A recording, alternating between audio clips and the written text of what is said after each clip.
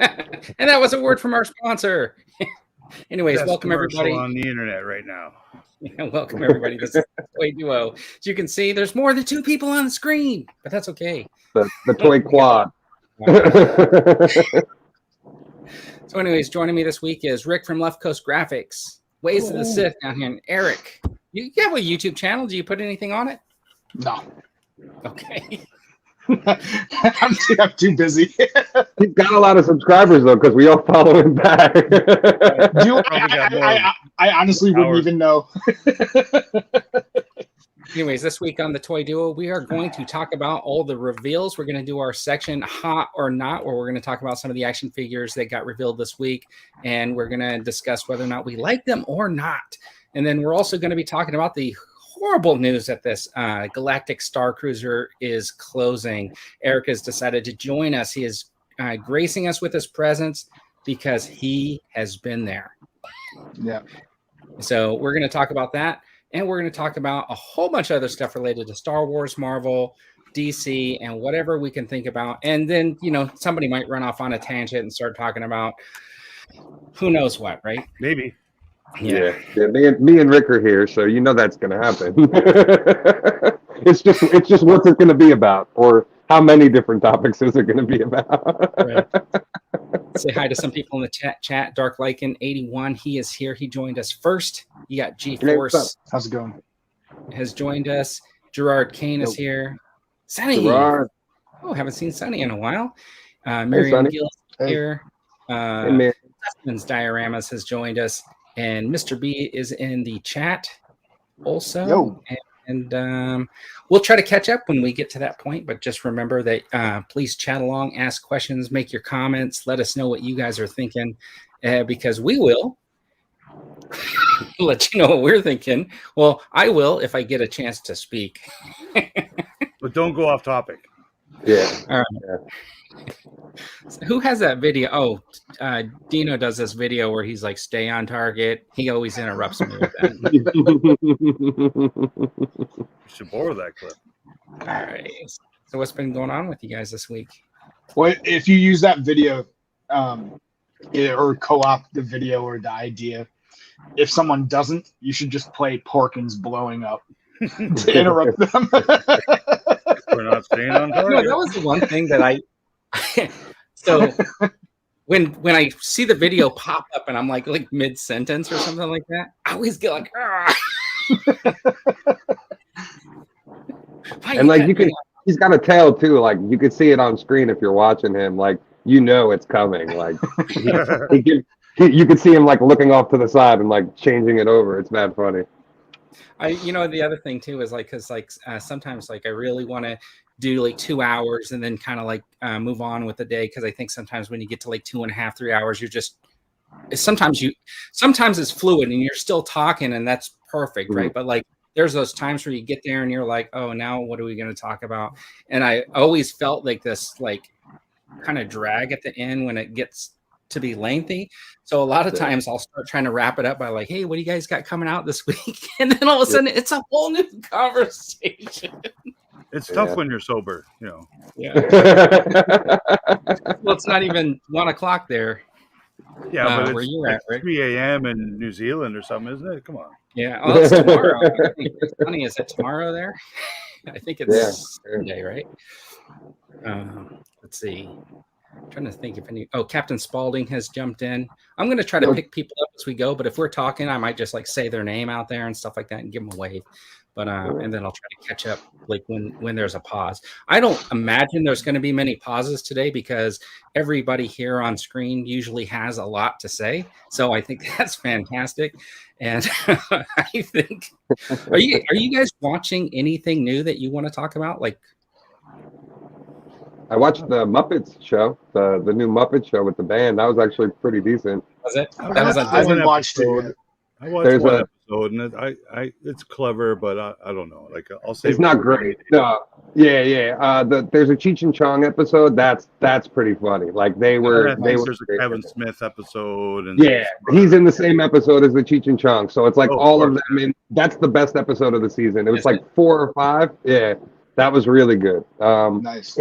towards the end it takes a little dip, but like it was good just to have like new Muppets content. Like I'm a big fan of that docu style show they did a couple years ago that was on ABC. Yeah. It was good. And like they had great adult humor. It was funny. Like I wish they'd bring that back because it was fun. It was you know, especially growing up. I missed the original. Show. Hopefully it has a longer life on Disney Plus than 4 months. Yeah. You know the theme song, Eric? Can you sing it? It's time it's time to dress up right. Yeah, no, I'm not going to sing it, but I love that show. I grew up on all the reruns. Oh, then go for it, Vern. I still watch it. No, I had I had the Muppet Show lunchbox, the little nice one. Yeah, that's one I carry. Who's your favorite Muppet? I like who's the stagehand guy? Scooter. Scooter. That's my Oh, really? He's like my least favorite. Really? Mine is Animal by far. Animal. Okay, yeah. By far. I like the. And then I like the the modern age. There's that shrimp guy. Pepe. Oh yeah, the King Prawn. Yeah. Pepe the Prawn, King Prawn guy. Like he's funny. He's funny. Yeah. And an honorable mention to Beaker. Beaker is one of the coolest Muppets ever created ever. Like just both of them are funny. Yeah. Mine's just helping moving everything along. Anyways, that's cool. Is that Prawn guy in the new show? Not in this one. No, it's only Electric Mayhem. Yeah, it's only the band. It's only like it only focuses on them. Nobody else was in it. There was no cameos. Really? So not even Kermit or Miss Piggy or. Oh, interesting. No, I think he called Kermit at one point. Oh yeah, no. It seemed like they're gonna. It seemed like they might continue this show now with them. Like I don't want to spoil it, so like. Yeah, I gotcha. They did set it up though, like to continue this, but then they also like made it seem that there's going to be more Muppets. Hopefully. Cool. That'd be cool. I get it. I'm a fan. Everybody would probably expect that I'm one of those grumpy dudes, right? You and Connor. Have you ever? I'm watching a show. The reason I ask is because I'm watching a show called Silo on Apple TV Plus. Okay. And I didn't realize it, but it's I guess by Graham Yost, who did Justified. Mm-hmm. And I'm watching it, and I really am digging it. Right, like that's coming back for another season. Yeah, I'm hoping that it doesn't turn out to be like there was some show. I don't know if you guys saw. There was some show that was on where these people were supposedly on like 100-year space voyage, and there was like a murder on the spaceship, and then the guy had to figure out how to be a detective by going down to the library and reading the detective novel or whatever. But it turned out talking about the 100. That was on like CW. That was good. Yeah. But this show, they gave away the secret too soon. I thought that other one, and it turned out that the spaceship was just underground, and these people just thought they were like on a space voyage to somewhere, and it was like a science experiment to see how long people can live in a confined type environment and then how the society would grow and stuff like that. So there were people from going down and like monitoring them and stuff like that. So the silo, they're in this silo and they've been there for like hundreds of years and they got to keep it running and stuff like that. And supposedly there's like an outside world, but you die if you go out there supposedly. But they only see stuff through like a video camera screen. So there's no actual windows, right? So there's speculation that what you're seeing is not actually what's happening, that they're manipulating the video or something like that. So anyways, it's pretty good. Huh. Yeah, I'm waiting. Next week, all the Indiana Jones movies hit, so I'm looking forward to being able to watch them. It's been quite some time since I've watched like the originals, so I'm looking forward to just binging through it all and getting caught up. Yeah, I was looking less than a month ago, like, I wonder where those are streaming because they're not on Disney. And then I saw they were on the Paramount, and you can rent them through Amazon or whatever. I'm like, you know what? I have a feeling they'll show up on Disney. About the time, you know. So all next week, 4 of them, and they're all like the special editions, updated for everything. So I don't gotta watch these VHS. No, I haven't seen Venom yet, and I saw that popped up on Disney Plus, so I might watch that. Is it any good? I liked it. It was good. I like the first one. Yeah. The second one's a little worse, but yeah. They're both meh. Yeah, it's. I like Tom Hardy's a pretty good character actor. Give it a watch, but it's not like. Him and Michelle Williams are good in that first one, but then the second one gets a little hokey and out there, but first one's good. It would be cool to see him actually team up, with a Marvel character other than like Woody Harrelson, right? Like they missed the boat in Homecoming. Like that final scene at the Statue of Liberty, that's who should have came and bailed them out against Goblin at the end. Like he's there. I can see. You know what I mean? Though, like they set it up for him. He's there, and him having a movie. You know what I mean? Though, like it was all perfectly set up for him to just show up there, and then he would have got the white spider on his symbiote finally because he would have tried to blend in with. All them. And like Tobey Maguire literally talks about the alien, and then Andrew Garfield says something about it. So it just made perfect sense for him to like show up at the end, but then they decided to keep him just talking at the bar down in Hawaii. And then the piece of him gets left behind, so that they set up the symbiote suit being involved, but it would have been cool to see Tom Hardy. Jonathan Redmond joined us. Brian's action figure reviews. Monkey Jeebus in here. Mod Extra Games is joining us.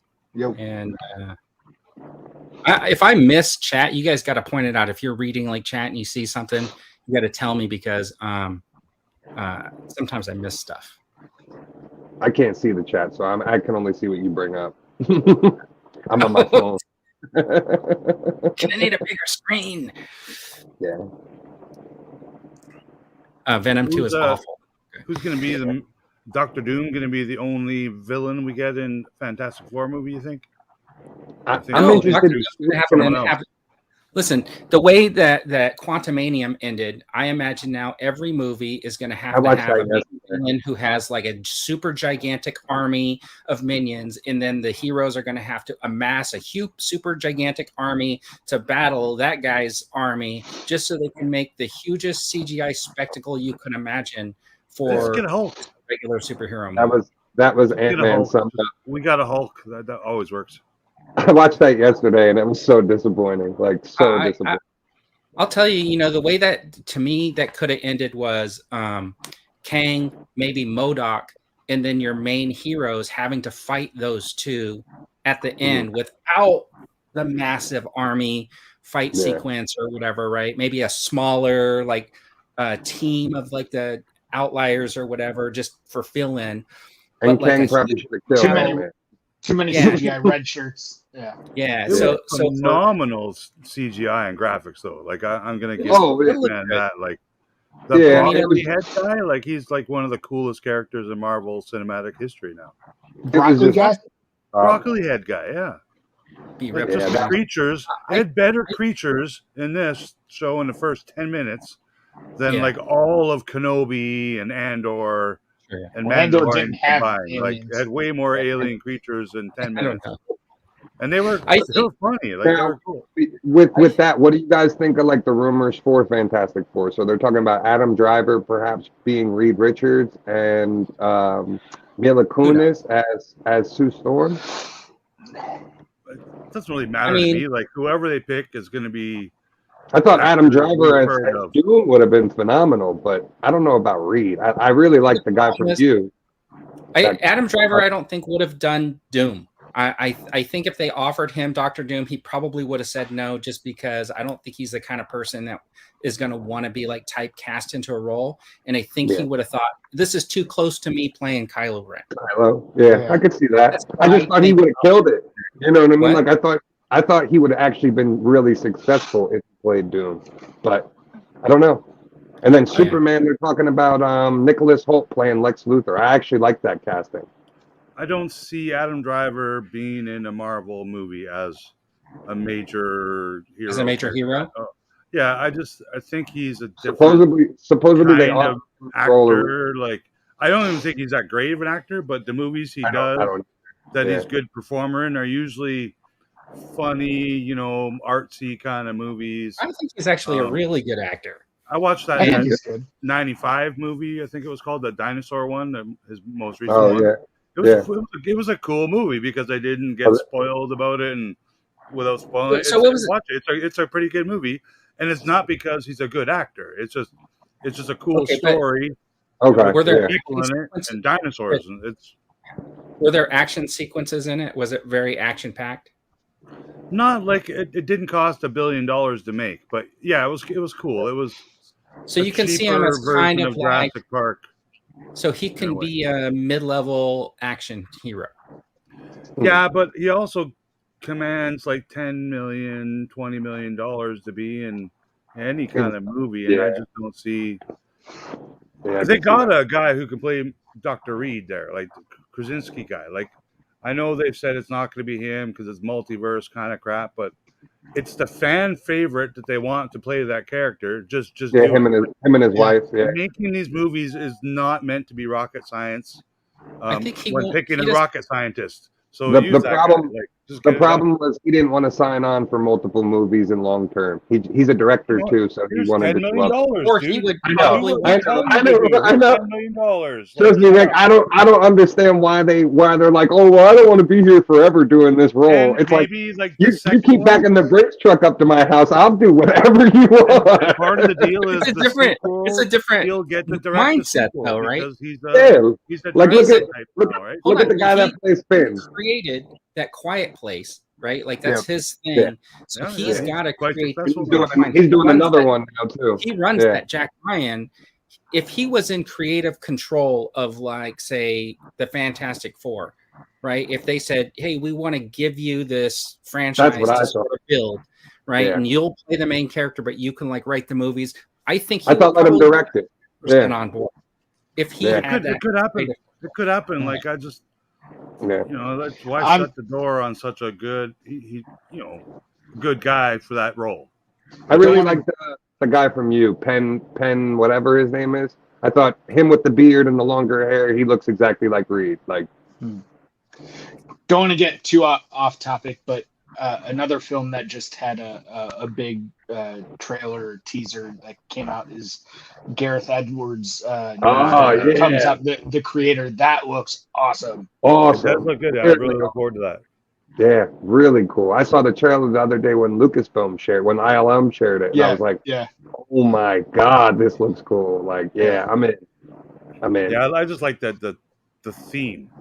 AI. It just looks cool. Like not the AI part, just the science fiction look of it. Like and it looks like is AI is current and modern topic. So timing. And it looks very Star Wars because Gareth Edwards. You know what I mean? Like it still has that. 12 movies about AI already, right? It's very cinematic. It kind of reminds me of like a blend between like Terminator, Elysium, and like. That's a good analogy.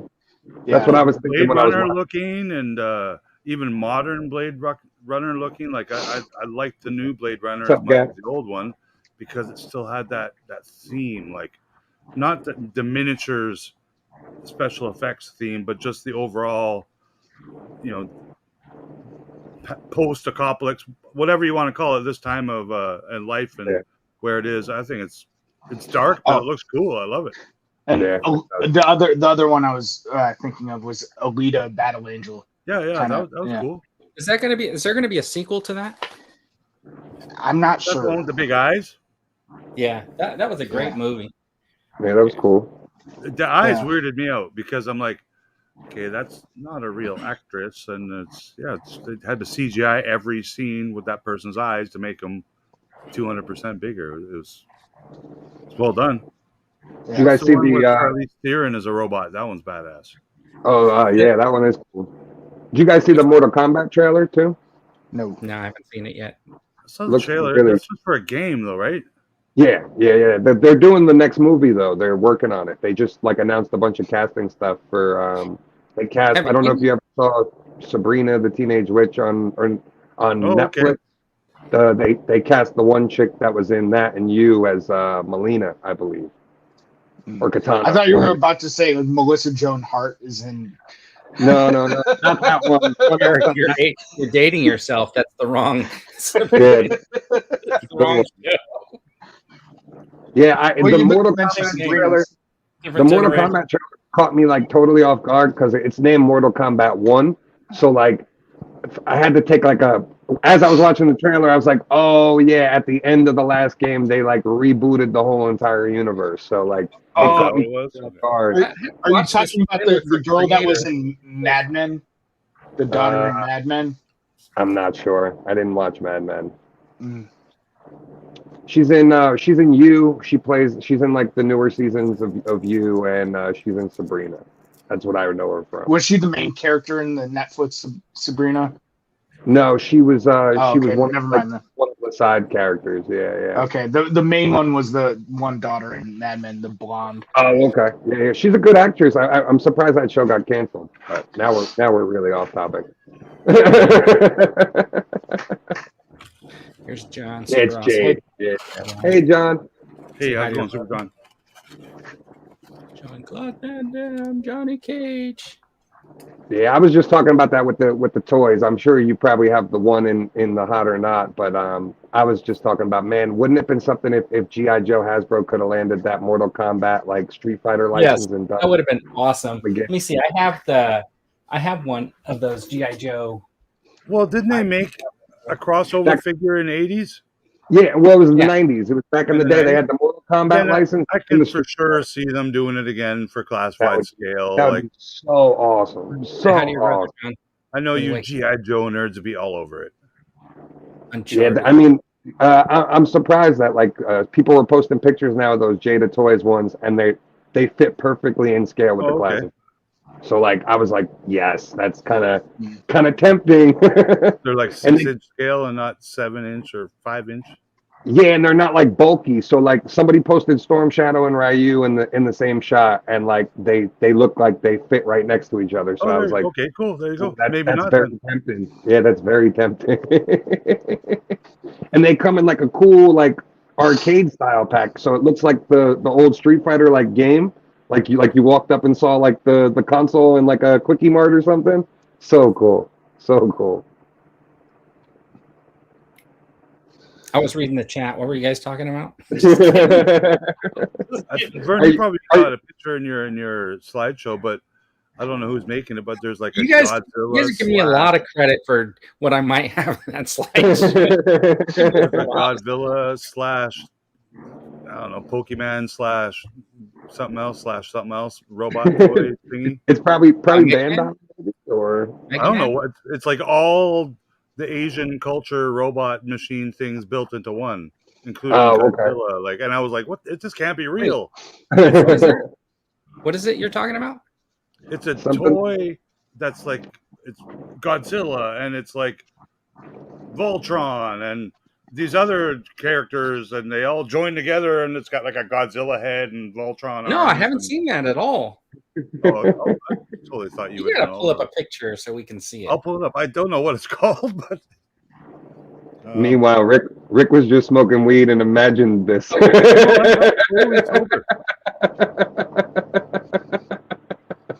I've had this guy for like a super long time. It was one of these like when I was a kid, I used to get all these like soft vinyl, these plastic vinyl figures, the Kamen Riders, Ultramans. They came in all different sizes. And this show was on, but like I don't speak Japanese, so when I would watch it, it was kind of like, oh, okay, the fight scene is cool, whatever. But then as I got older, I think that the memory of this show has kind of like went away, right? And when I see this figure, I always imagine this as like a villain, and so they are coming out with like a not the Evolution Toys or whatever is coming out with like the updated ones. Yeah, right. So I had to do some research to figure out, was this guy like a villain or what is this? Because I've had this since the 70s, right? Like about 75. And he is a hero, but he's like an underworld type hero or something like that. So this show, I think, was based on these characters, like demon characters that become like these heroes and stuff like that. But I always thought this was super cool. That's probably why I still have them. But then I start looking closely and I'm like, is that Batman? Yeah. It's just crazy to me. I mean, like, look at the ears and everything, right? Yeah, it's like almost Mickey Mouse too. Like you get a little Mickey Mouse vibe out of it, like when you hold it. I was Is he thinking mixed Batman your- and the bat nipples on that. Is he mixed into your mixed up superhero, Rick? That one? I'm still looking for it here. Give me a sec.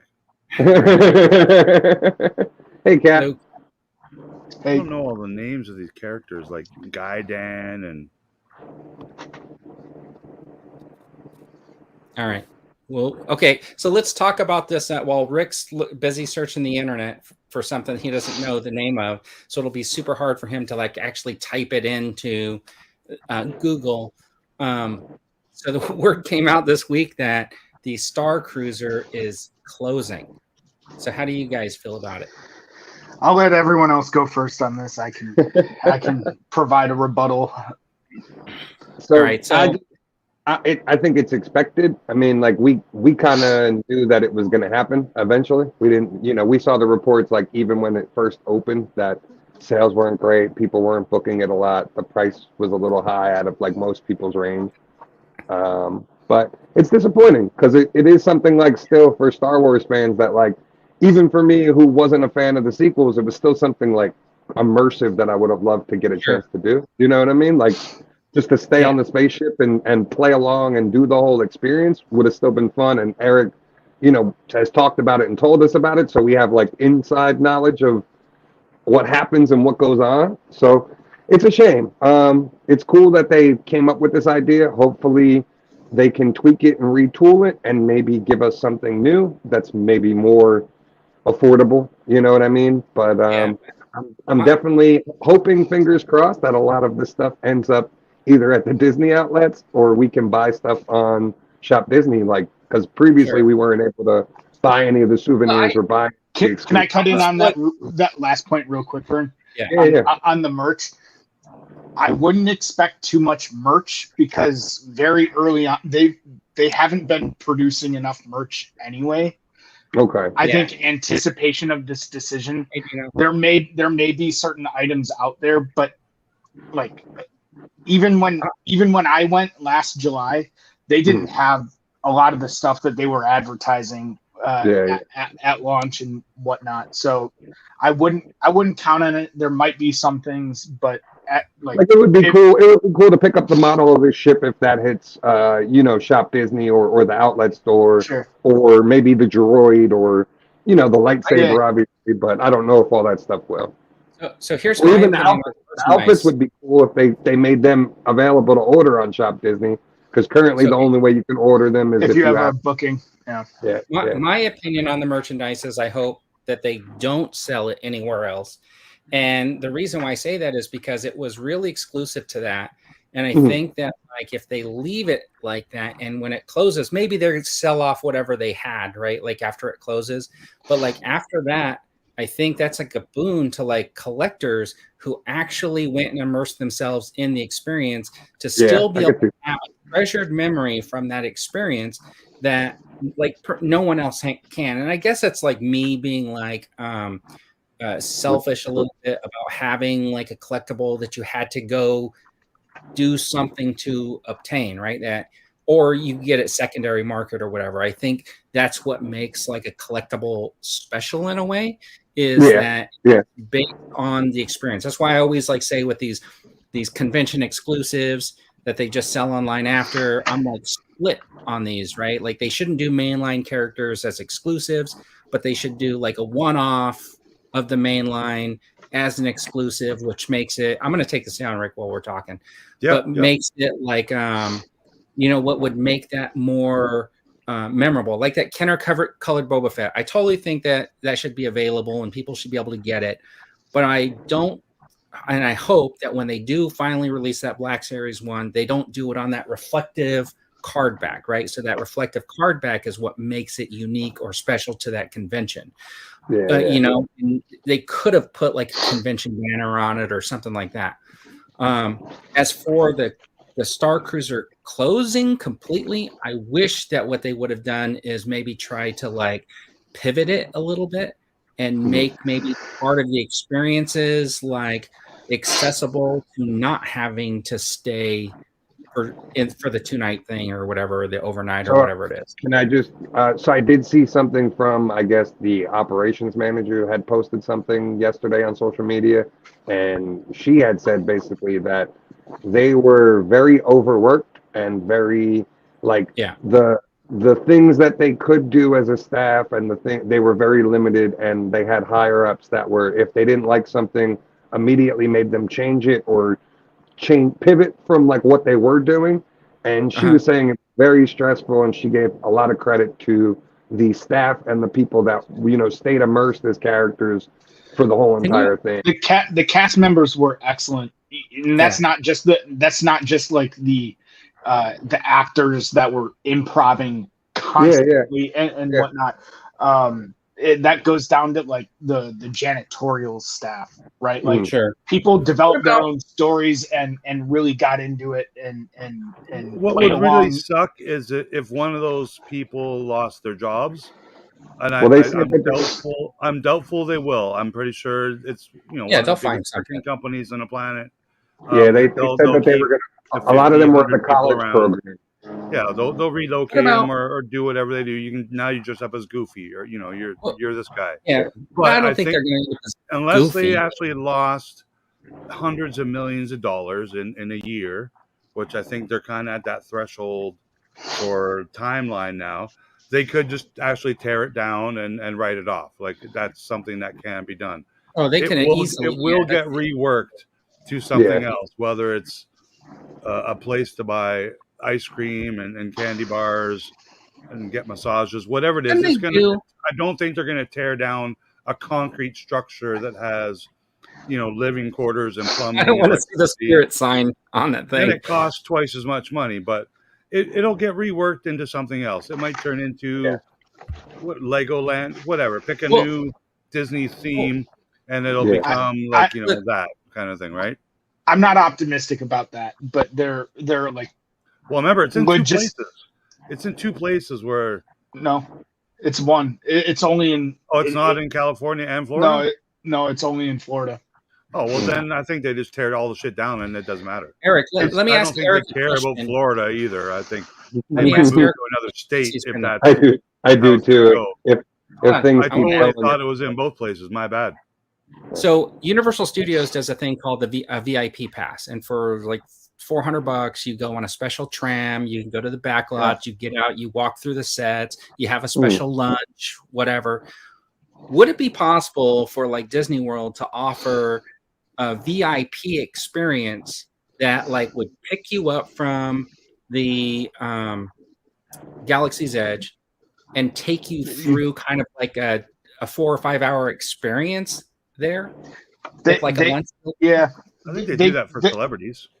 Well, I think this is a bit more targeted of an experience in a much slimmed down. What you're proposing, Vern, I think is an option if they were looking to keep it up and running.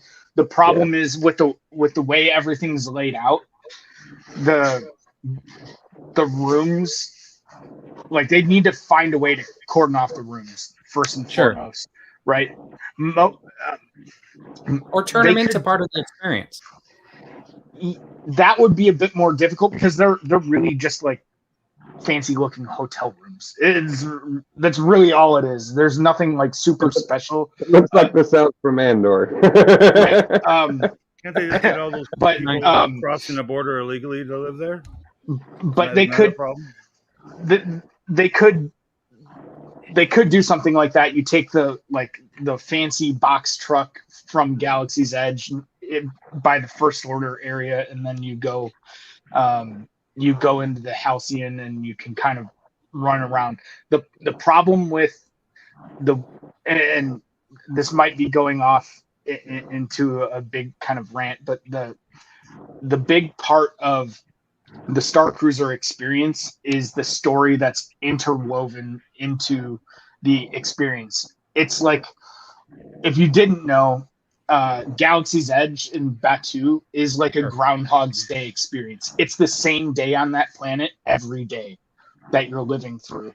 Yeah, And it's woven into the experience for the Starcruiser, which is like what the 125th anniversary cruise, the like maiden voyage that made a port called to Batu, right?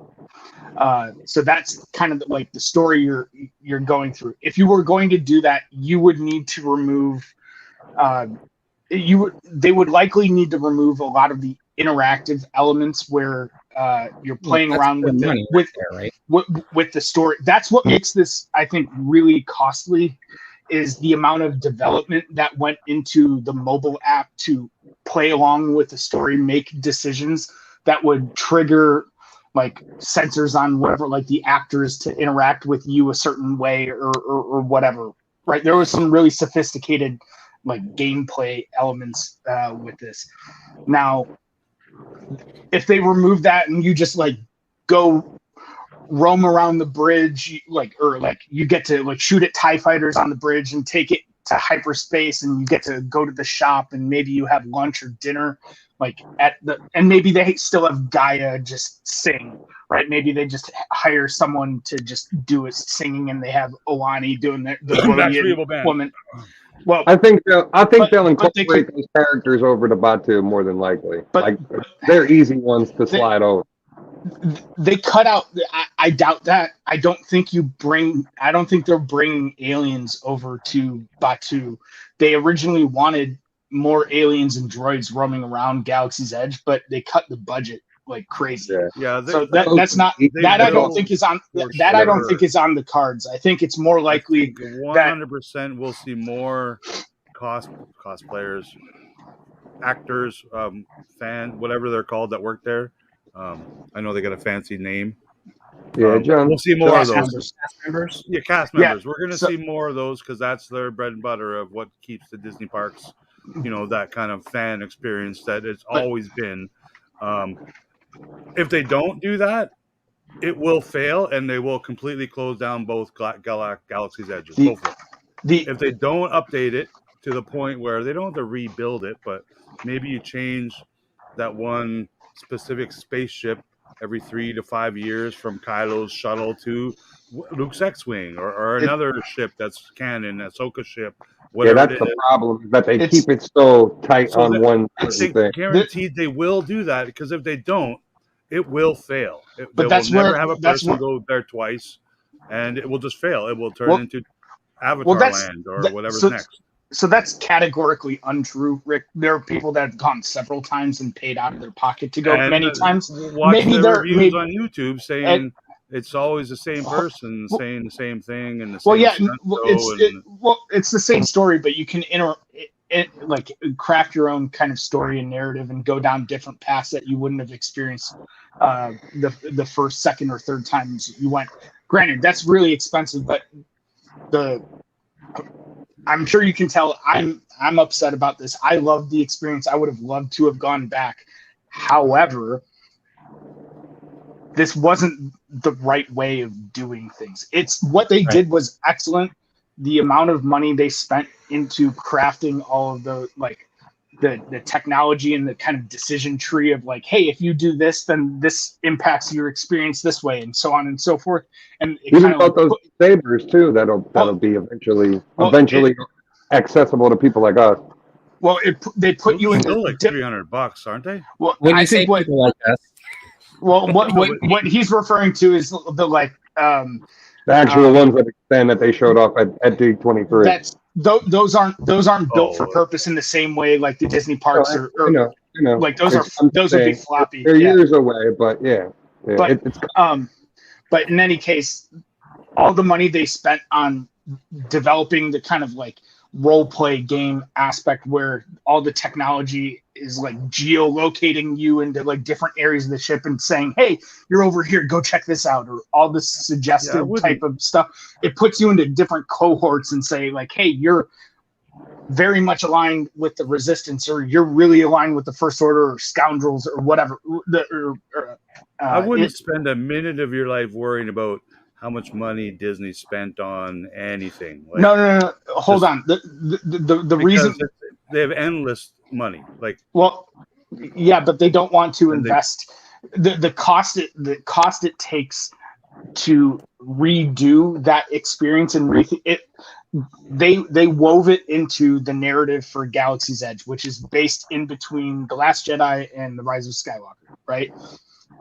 That is the kind of, they pin themselves in a corner with all of Galaxy's Edge and everything they did, because narratively speaking, if they deviated from that, it just breaks the story completely, and that doesn't make sense, right? If they were to just take the Galactic Starcruiser experience and retheme it for like the prequels or the original trilogy or High Republic or whatever, right? The amount of effort it would take to retheme that and do all of the development and testing for like, hey, what happens when we make these new decisions, and creating new characters and training actors to play along with these parts. That's super, super duper expensive. I love what they did. I totally disagree. I think it costs $0 more to pay a dude who dresses up as Greedo to now dress up as Hammerhead. I want to or paint the wall from gray to black.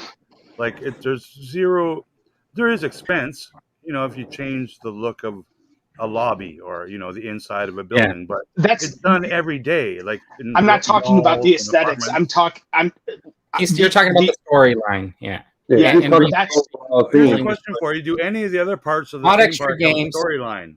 Yes, he doesn't know what have we're a storyline, or Peter Pan world, or like what the storyline is based on the actual movies and stories that we know, not stuff that they just invented for the park. So Galaxy's Edge and Doc Ondar and the Hotel Galactic Experience, whatever, was invented for Disneyland. It's based on fuck all. Like, it's not based on anything that any of us, if we're 10 years old, 30 years old, 50 years old, have any knowledge of, because it doesn't exist.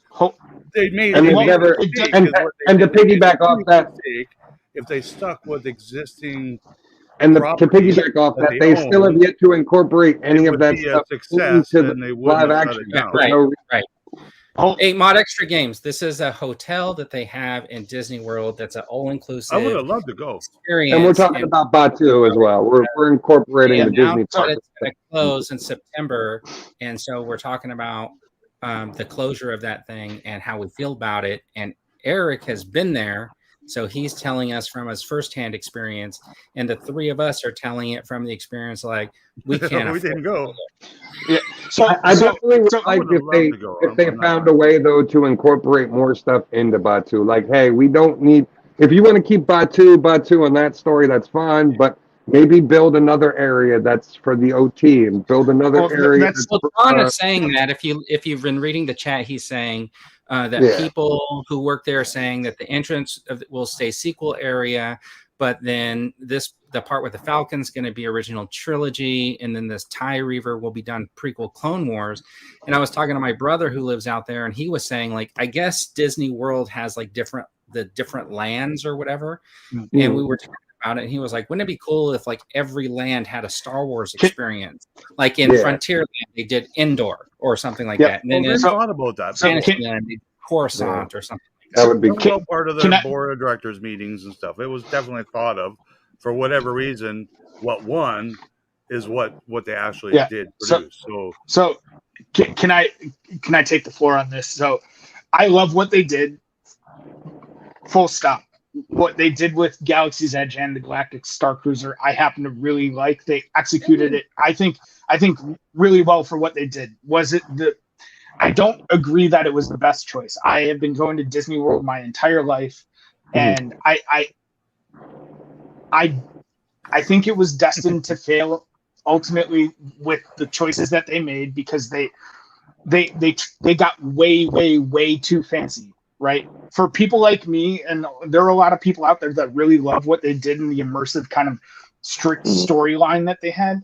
But let's be honest, most Star Wars fans and most theme park fans, just Disney park fans and just tourists in general, were expecting pretty much what Vern was just talking about. Make Magic Kingdom with various lands. Make a whole new Star Wars theme park, right? Disney's got the land. Happen one day. Not likely in that I could go down that rabbit hole, but like now we're going to talk about.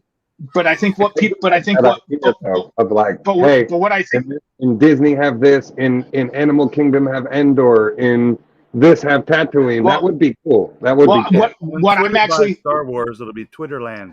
What I'm actually saying is like a Star Wars theme park. A fifth park. It doesn't have to park. A fifth park where each land is a different planet that you could travel to and have different experiences. Yes, and it would be connected to a hotel, not something directly correlated, like very like for like. It doesn't have to be like the Starcruiser. It could just be a Star Wars hotel. Yeah.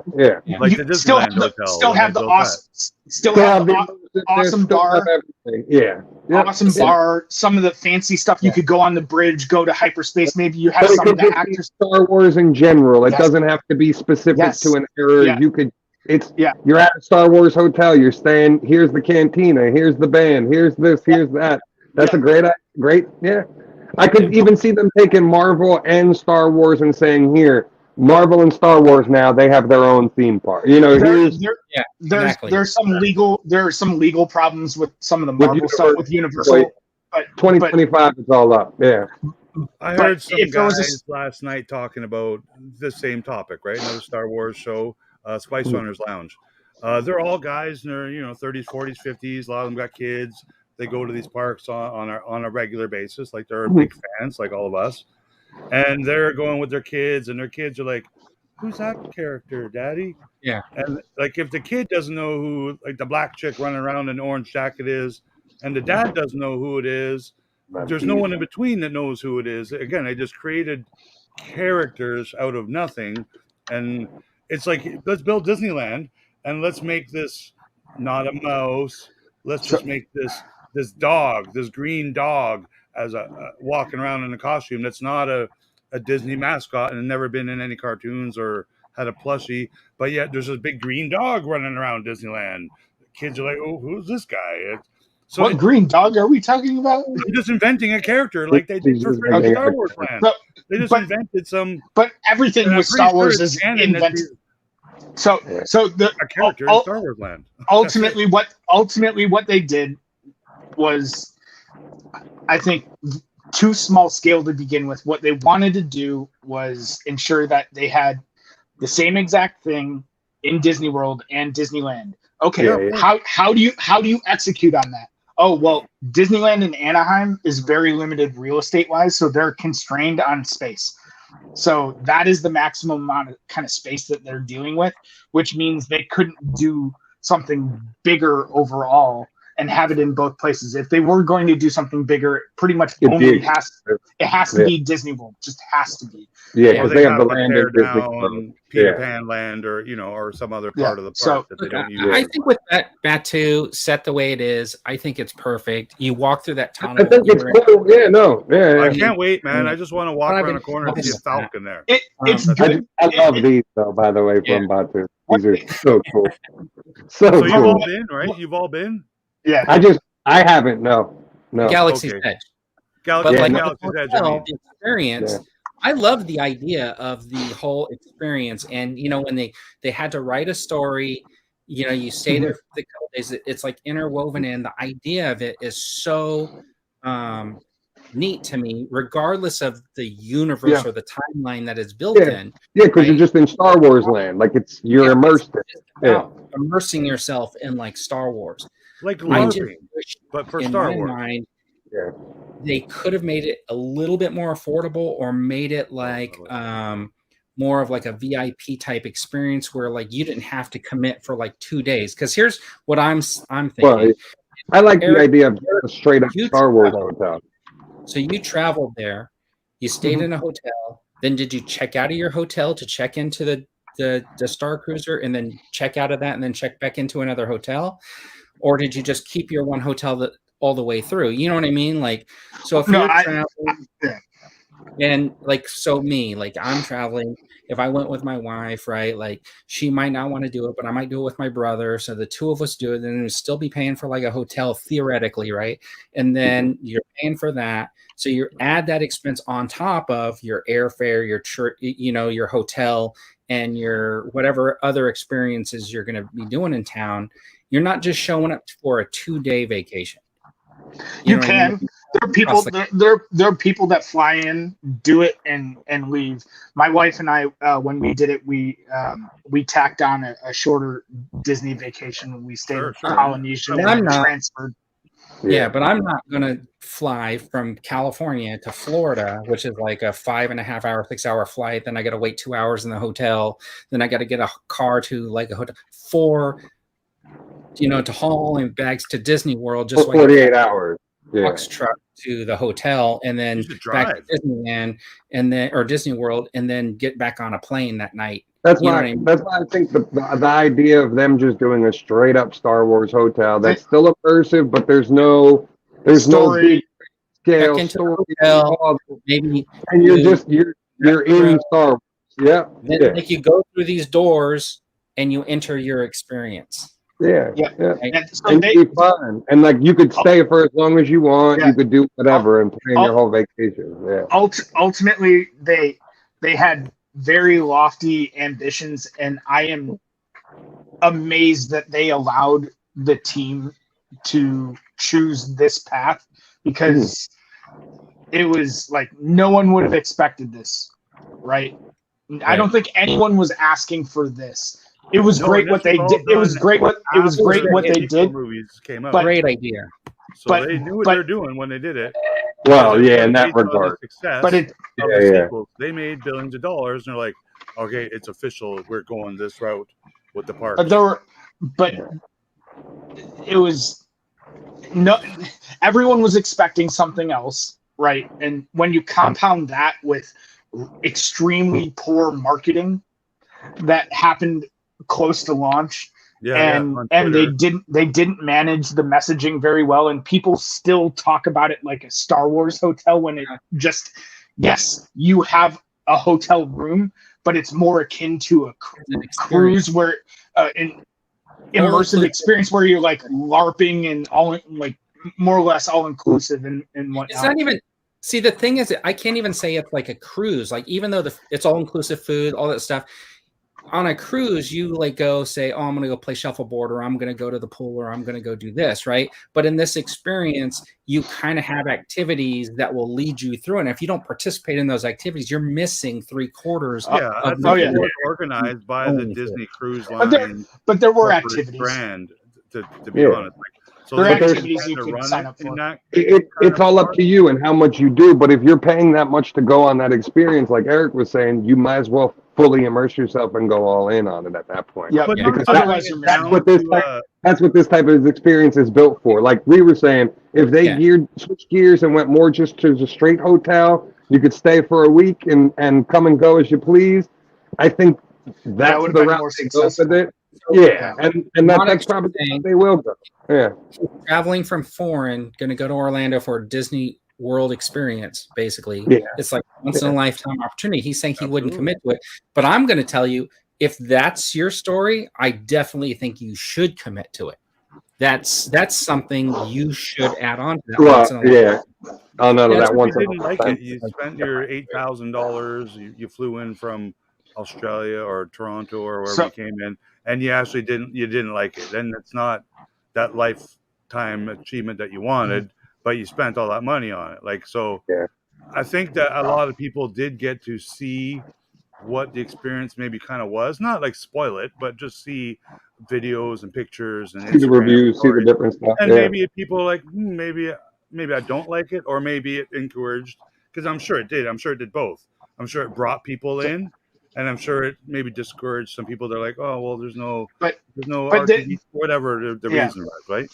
They had some really bad marketing around it. They had some bad videos, and when the price points did come out, they didn't manage that messaging. Oh, yeah, that was the worst part. They didn't manage the messaging very well, and to be honest, a lot of people to this day still conflate various different topics of like this being a hotel, and they'll throw out the price tag, but a lot of people say it's like, oh, per person. It's not the case.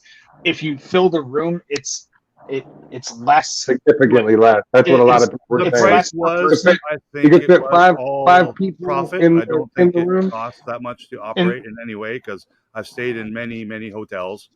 I've been to many shows. Like, I remember going to Universal Studios when I was a kid in the 80s, and you got the A-Team show. So for like half an hour, you got people driving around in cars and motorcycles and fire bombs going off. You got the Cowboy show, you got the Back to the Future show.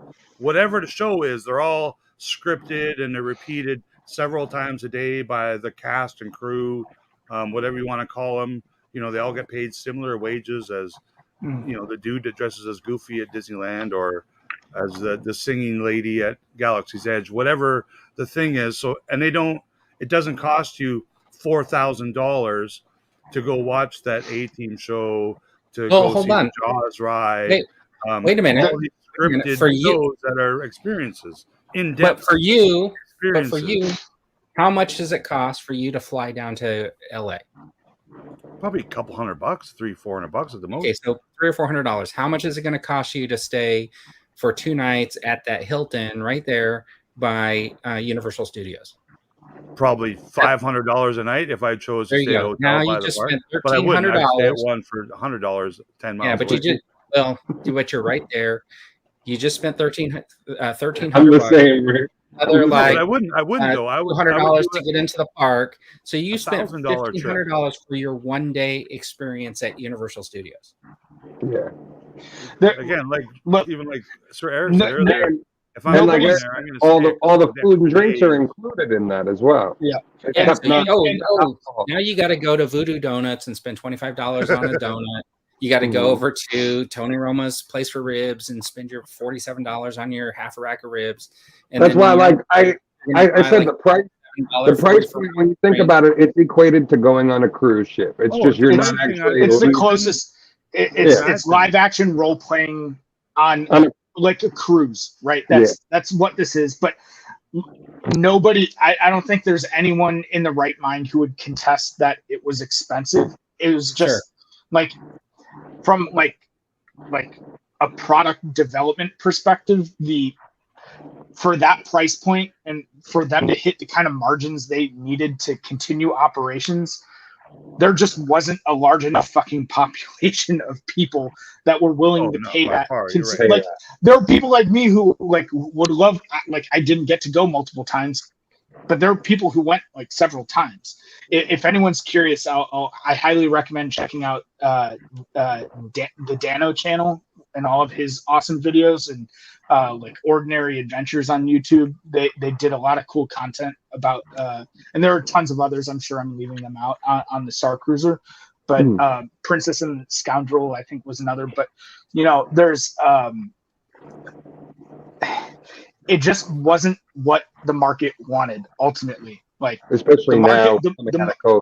It was bad timing too, coming out of COVID, but there was a lot of bad press. People weren't going to give it a chance, and you still see that in a lot of the comments, right? People are more keen on trashing it and reveling in its failure versus right. That's not good. That failing isn't good for any of us, right? Star Wars fans and theme park fans. I get it. The approach, though. But I get it. They effed up, and hate to say I told you so, but Mr. Bob, or because everyone's like, I'm blaming Kathleen Kennedy. It wasn't her freaking idea to build Star Wars Land or Star Wars Hotel or to take Willow off. And I'm like, stop blaming the president of Lucasfilm for stuff that Mickey Mouse does. I would have loved to go. It's just it wasn't something that I was able to pay or willing to pay thousands and thousands of dollars for. If it was a sponsored trip, I'm sure I would have went and had a blast and loved it. If I made stupid money and I paid for it, I know I would still have fun and I would have enjoyed it. Oh yeah, definitely. If I'm a poor guy and I saved up for 8 years for it and I went, I probably still would have enjoyed it. It's just it didn't happen. it's too bad. I'm a Star Wars freak. There'll be another chance for something like this, I think. Yeah, and like I hope so. if they do turn it into like just a straight up Star Wars hotel, chances are that'd be more appealing for us to want to go stay there. You know what I mean? Like you've been to Celebration too, Eric, and I know you could compare those events, right? Like Celebration was fun for these reasons, and the Star Wars Hotel with my wife was fun for these reasons, right? So like my only comparing is going to Disneyland and Universal as a kid, and then going to Celebration in Chicago, 40 years later. So those are my big Star Wars events. I can't really compare them with much else. The problem is they're not, the way that is built, it's not conducive to repurposing that. I know what you mean. That infrastructure for anything much other than like what Vern described. If you just cut off the hotel part and you keep all of the other bits. Sure, you got a restaurant, a bar, hotel rooms. That's about all you can manage, and you'd have to like have on like a daily pass kind of basis where you get. And if they announce they're going to make it a Star Wars hotel, not the expensive kind that they can't. Now. It's not big enough. It simply isn't big enough to support. Maybe they can repurpose. Yeah, for original trilogy or whatever. We only have I would love to go with all you guys, man. I would. It's not $2,000 and go spend a weekend with you guys. Pretend that would be fun. Gangsters or whatever. That would be cool. Vern, you're right. There aren't enough rooms for them to do it. They would need to just like close those off. And my ideal dream is they build a fifth park and they just build a massive Star Wars hotel where they take the best parts of the Starcruiser, absent the fancy role playing like iOS Android app nonsense where you're interacting with everyone and doing all that stuff. And just have it be immersive. Just have it be immersive hotel. Yeah. And just have a really highly themed hotel where you get to screw around, right? And when you're there, you're fully immersed in Star Wars, and when you can come and go as you please and do what you want. Yeah, it'd be fun. Yes. That's the thing. I've been to Disneyland a few times in the last couple of years, and I didn't spend all day at Galaxy's Edge. Yeah, right? Because it's small. Ride. Yeah, you look around, you see the stuff. I've gone back. But there's other stuff at Disneyland that you want to do. I've never been to World, so I imagine there's a whole bunch to do there. Well, yeah, they shoehorned it into Hollywood Studios. They tore down the back lot to put in Galaxy's Edge and all that. Is Harry Potter Land at Universal Studios? Yeah, but it's spread across the two different parks, and they connect it with the. And is it also in California and Florida, Harry Potter Lands? Yes. And it's popular, right? It's very popular. What I've seen, it's but it's also on it. But it's on a.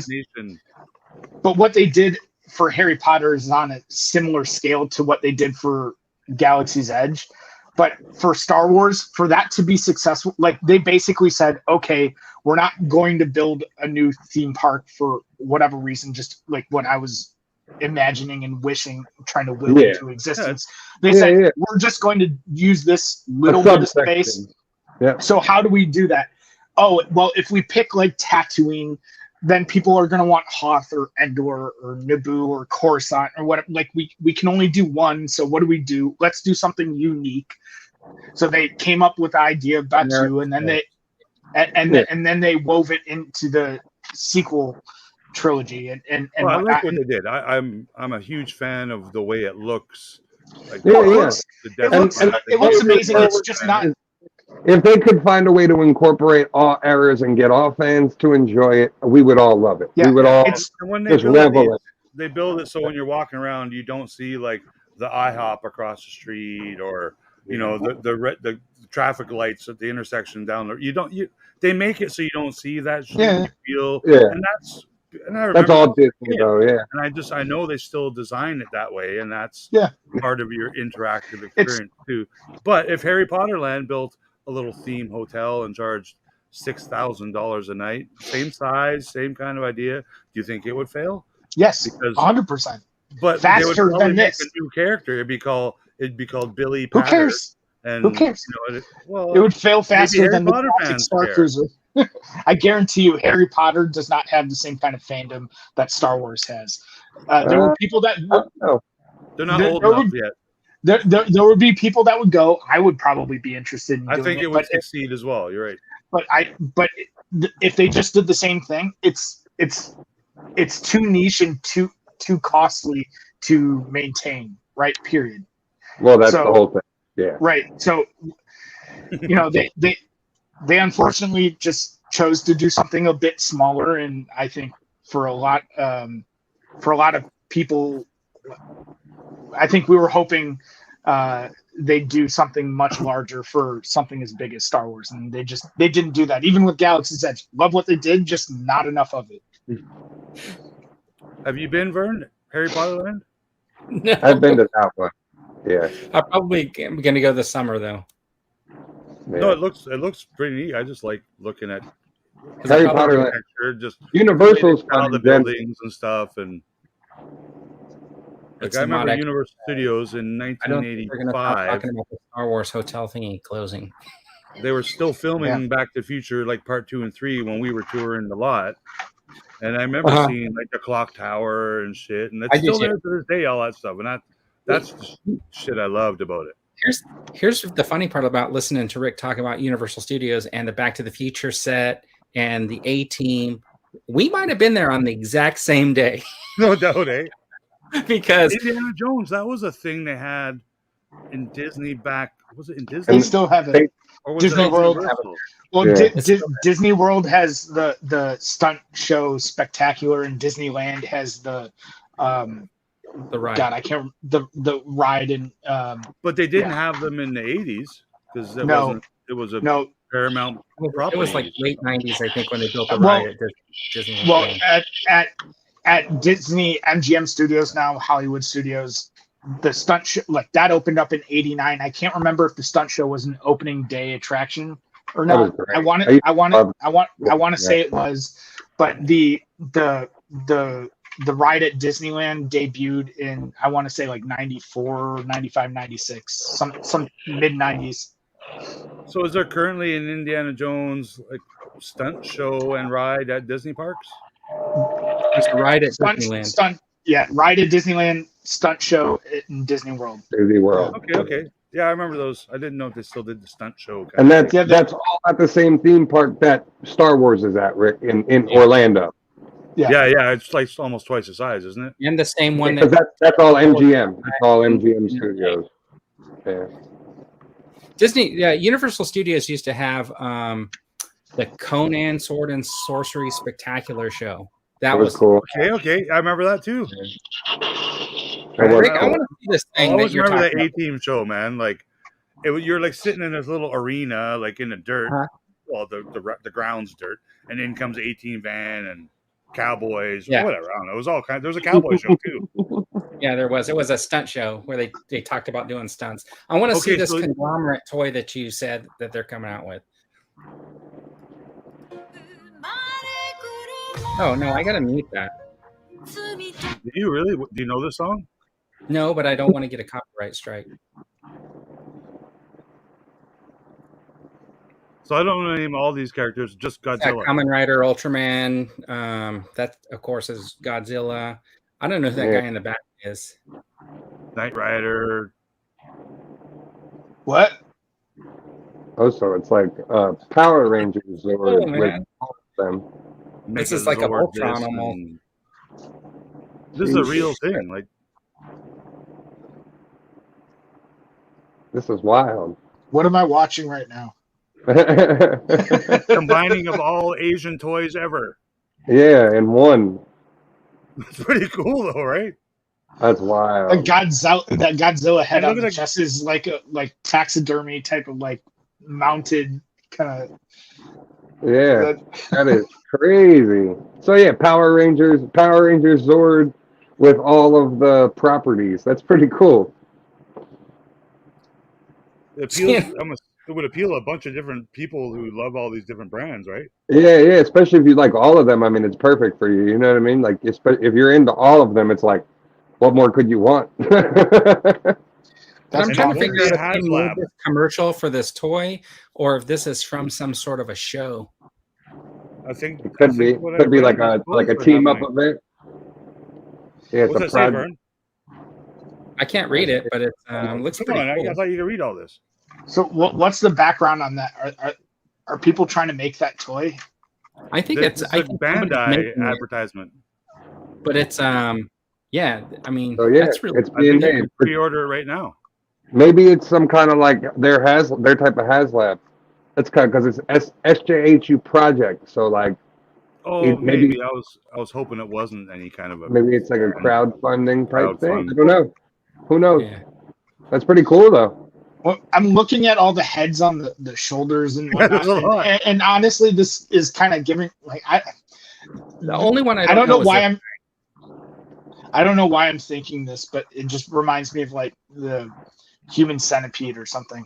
That's Silverhead. That's Ultraman, right? Is that a guy? Ultraman. This is Yeah, Ultraman. it's Ultraman, Super There's a Sentai, man at the very This is top an inside Ultraman of body. something.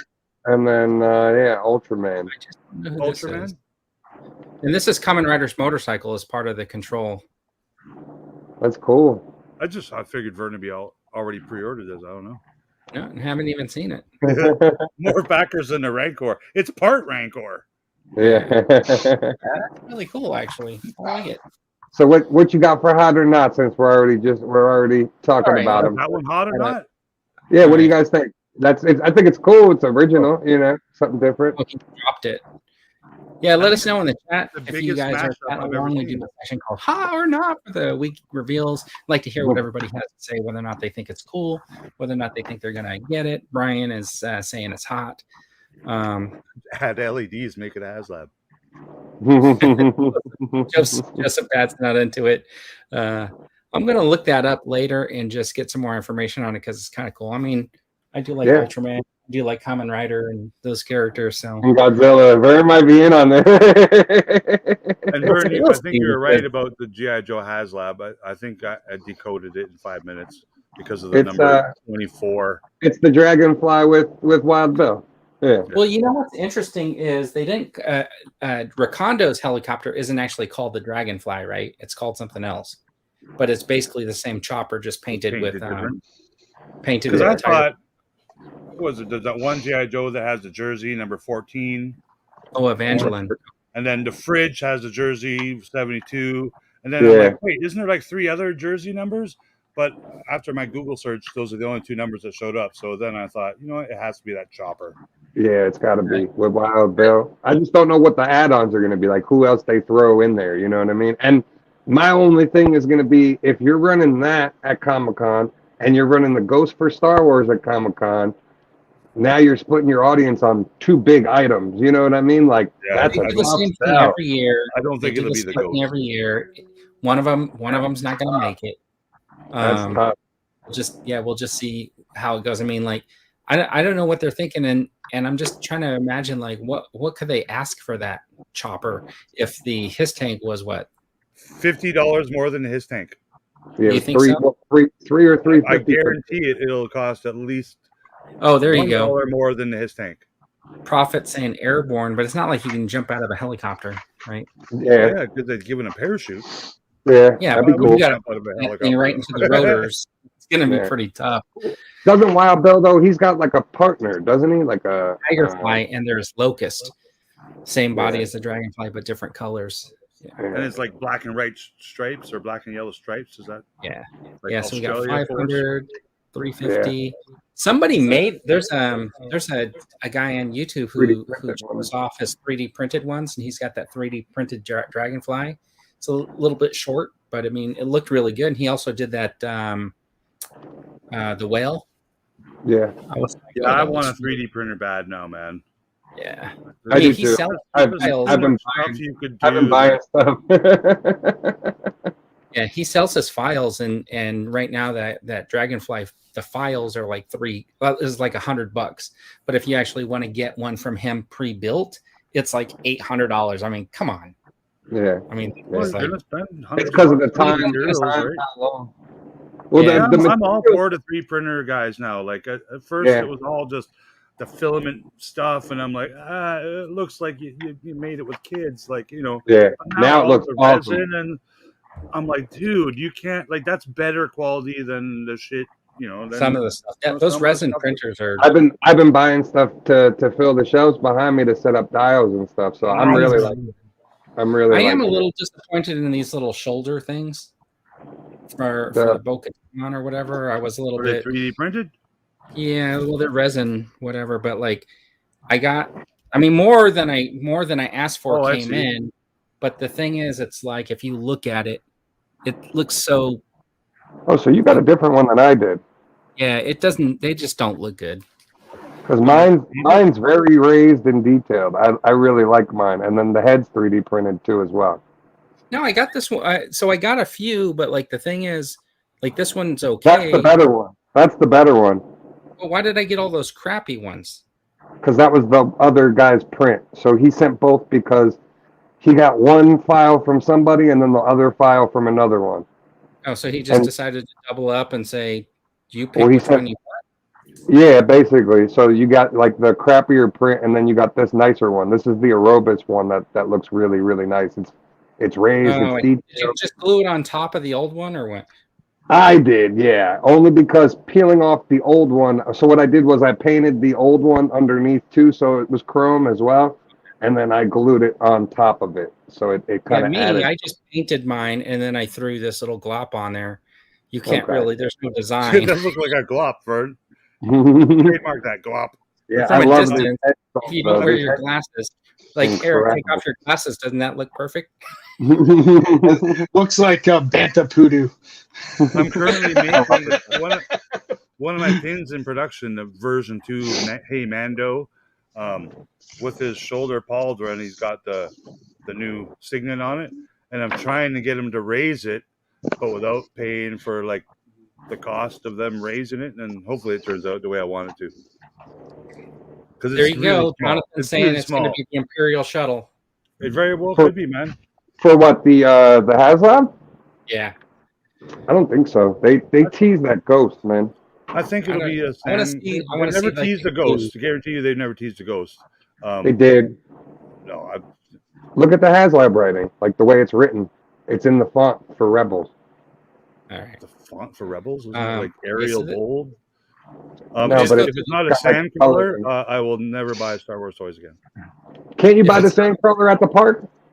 They have a sandcrawler. Yeah, it's at the park. Make it big like the freaking Jabba barge and the Razor Crest. Don't make it. Isn't it big though?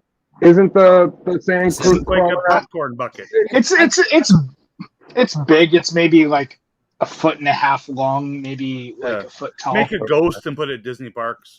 Hasbro needs to make dioramas people are going to buy it that would fit on shelves. Like if you look at Waze's like dioramas that he's building, Hasbro needs to make sets that you can set the figures in front of. Right? Endor door. The door for Endor would be a simple one. There's so many little things that they could do that would be easy for them to make. Right. The starting line, I have to buy 3D printed. Hoop, and I didn't. And somebody made like an arena, right, to go around them. They should have done the little backdrop for the arena that just came with a basketball hoop. With people like sitting in the court side, they could have put like Jack Nicholson in the picture and stuff, like just like a photo of people sitting courtside or something like that. That would have been like extreme sets there. That'd be cool.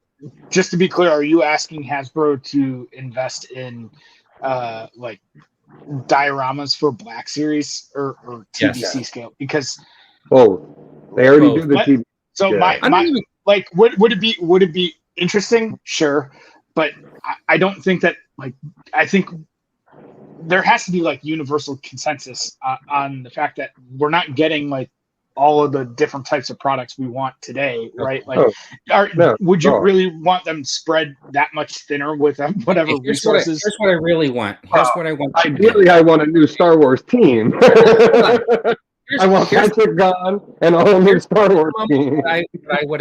What I would have wanted. So the way they did that Dungeons and Dragons with the double pack, they put like a cardboard background in there. Yeah. So when they did like the Emperor and his throne, they should have put like a cardboard backing, which would have been that like window behind him, right? Like it's a cardboard. Cool. Sure. Or even Like make that as like a center. they're coming with little backgrounds now. Heroes of Indoor. They have all those backgrounds, but how about Yeah. something you could take out and then have on your shelf if you wanted to have them out of box? It would be could- good. I they guess could I'd make just them rather plastic. have. I guess I would just rather have them invest in making more figures that of characters we want. Their problem is they're not making the characters you want, right? If they did that, they're making the figures for the shows that are coming out. That's all they're concerned about, and they're so far behind on that they can't keep up. They've capitalized on the concept of we're going to do an Indiana Jones line, and we're only going to make Indiana Jones. Yeah, because we don't know how to make anybody else for the line. So it'll be so done. pretty Then much there won't after be any Indiana Jones toys made Right, for so- 20 more years. so Yeah. When the next movie comes out. waves 4, 5, 6, and 7 should not have any Indiana Jones figures in them because they've done almost every version of Indiana Jones. Yeah, I don't think there is waves 5, 6, and 7. That's No, exactly but- what they did. They just But now rushed take for instance the Endor door that they just did for TVC. They couldn't do that in Black Series. No, they could. Like That'd be they perfect. did something like that for the They did in Wrangler. You cardboard. remember the cardboard backdrop Well, for the Wrangler? that's what I'm using. That's what I'm using now on my Endor display is that cardboard piece from the box. But Yeah. I would love that Endor piece to be plastic, and I wouldn't have to worry about this like wearing and tearing over. For You sure, know what I mean? it's a great piece. And Yeah. I was rewatching a couple of my videos because I was trying to learn how to make little clips and shit on YouTube. And so I rewatched my first one with Mr. Stevie from Hasbro because it was interesting and I liked talking to him. So I rewatched it all. And some of the shit I asked him, like we've brought up here like 5 or 6 times, but I asked him about Indiana Jones figures just before there was Indiana Jones figures, and he's kind of like, I'm not saying nothing. I don't know nothing. And I asked him about play sets, and I don't know nothing. You know, like. So obviously he does know. He just can't say it. Did they scan your hammerhead? He's like, I don't know nothing, but don't think anything too hard about. So like, I think a lot of the stuff that we want and we see is they talk about this kind of stuff all the time. One of the questions I asked them, because I think it's modern time and something that no company's doing yet, is the 3D printing kind of option. Like, a lot more people have 3D printers, and everyone basically has access to them now, whether it's library, friends, go buy it online, upload your file, buy your shit. Hasbro or other toy companies should make something like 3D print files maybe available to maybe print your own little diorama set piece or Endor bunker like or our friend Bill that me and Vert know, and because who's in people our are doing it anyway, and they're missing out on money. But that's supposedly what Hasbro's aware of, and they're relying on people like Landspeeder Luke and They 2797. definitely don't rely on people bootlegging Not- their products. Not that they're relying on people bootlegging their products, but they know that To these me- people are catering to this market, and they're allowing it to happen because they don't want to do it themselves. They actually it's bought No, too- I understand. I know, and that's what they're, and that's many years ago, and that guy went out of business because Star Wars gave him a license to make these diorama walls. And he idea, took everybody's money and He left. got the license. He didn't I produce have them. I have them up here, some and He behind didn't me. eventually produce them, and they took away his license. And now I'm pretty sure the guy is like, out of Well, money. he ran off with everybody's money. Yeah.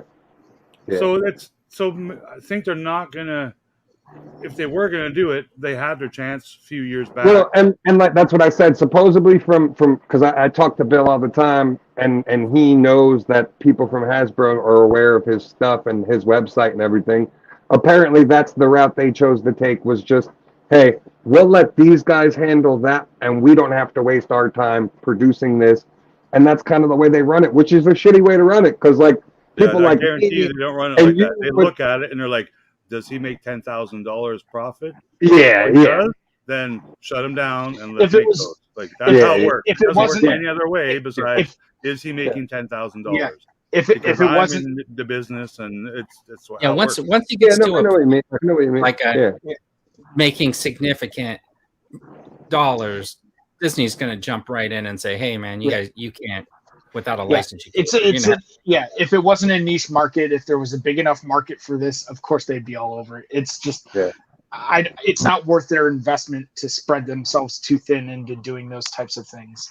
Yeah, I just think if they dip their toe in the water and tried it to see the response now that's outside of the sequel trilogy stuff, because that's where I think they base a lot of it on, that all that sequel stuff, the TIE fighters, we didn't want sequel trilogy TIE fighters. We wanted the original TIE fighter. If we could get that in Black Series, come on, everyone would have one of them, whether they kept it in the box or pulled it out or hung it from the TV. That thing's still enormous, though. So I'm not I'm not saying it's not. You know what I mean? Make a Black Series white TIE fighter. Yeah. You know what I'm saying, though? Like, those things, that's what they base those decisions on, and I think they're antiquated at this point because of that. Like, that was a whole separate issue. If they would cater to people like us that we want OT stuff, we want, a new land speeder, we want, No, they keep listening to that one dude, Patrick. Yeah, well, that's the problem. I got one question for Eric, because he knows the theme. Do you think the Galactic Starcruiser, that theme, and that fictional universe that they were in, do you think that was ever going to be mentioned in any of the upcoming or now canceled movies? I think it should be. Like, do you think it might have been part of the canceled, Rogue Squadron, or movies that got canceled years ago and they're not going to be movie? Maybe I think it's a possibility we could hear it mentioned or brought up in Skeleton Crew, maybe. Well, it was a comic, wasn't it? Didn't Hannah go there? Well, there was a comic line called The Halcyon Legacy where it told stories throughout the years. Yeah, right. It was about the Halcyon in what ways just mentioned, but there was a recent novel that was published where Han and Leia went on their honeymoon on the Halcyon. And that's where Kylo was conceived. I just want to say, Mo, I liked it the first time I saw it when it was called The Fifth Element. Okay, anyways, let's do these really quick since you guys are talking about half an hour. This is going to be the hot or not of the week, and as you guys gave me all kinds of credit for searching down every reveal that came out, let's just start with this one. What do you guys think? It's cool, but so I heard there was rights issues with this, and that's why it's not to the TV show, it's not to the comic book, it's a mix of both. Right, but I mean, I think it really does look a little bit more like the show to me. It is from the show. The license is based on the Batman 66 TV show only. But the face and the likeness, they had a problem, so it's based off the comic book, the likeness. But there is no Batman 66 comic book, is there? Like, I think he's talking about the old comic. Two-Face in the show. Isn't that based on the actress? No, it's based Julie Wong. They couldn't. I see what you mean. And her face likeness. Yeah, they couldn't use her actual likeness, so they had to use the likeness from the comic book to get away with it, basically. I wonder why. That's interesting. Yeah, apparently they did the same thing with Two-Face. That's why, because Two-Face never actually appeared in the show. Yeah, we got some hots in there. Okay, I never thought about that. I just it's not they would her. tie that license. Because I think Two-Face was William Shatner, right? That's who was gonna play him on the TV show but never did, and then he was only written in the comic books. It was either him or somebody else that was big at that time. Looks like a cool figure. They say they're retro. Retro is cool. I think it looks fantastic. I can't wait to see it in stores because this whole line is good. Like we were just talking about the play sets. They nail play sets with this back. Those sets are nice. And the thing is, the Batcave, the Wayne Manor, everything. Yeah, I just don't like the 5.5 inch scale in its own universe on its own period. Yeah, but you can. I think that was a mistake in production on day one, and they never corrected it. Yeah. But it looks cool. It's retro. Let's see. Articulation. Okay. I think it's going to have the splits like the other. Oh, maybe not, huh? Total comic book. I think it looks great. It does look good. Yeah, it does look good. Yeah. Yeah. All right. Moving on. How about this is from Godzilla? something like that. I don't know. I think for anybody who likes creatures and stuff, I think it looks really cool. I almost thought it was a gator from Mando, like the snapping gator. The one I think it's a legendary or something like that. And I think it's expensive. Oh, okay, from Kong? Is that what you're saying, Rick? I think so. I think it's the one. So it's like creatures that he snaps in half. I'm looking forward to that. That's going to be cool. The Kong and Godzilla again. Cool monster. It looks all right for what it is, but yeah. Yeah, two-legged creature. It's weird. Kong. Okay, that's what it is. It's from Kong. Okay. So mixed bag. Toys does make very well detailed toys, and now both 3.75-inch scale and the larger 6-inch scale. I think this is a smaller scale. I don't know how big these are. Okay. All right. Hold on.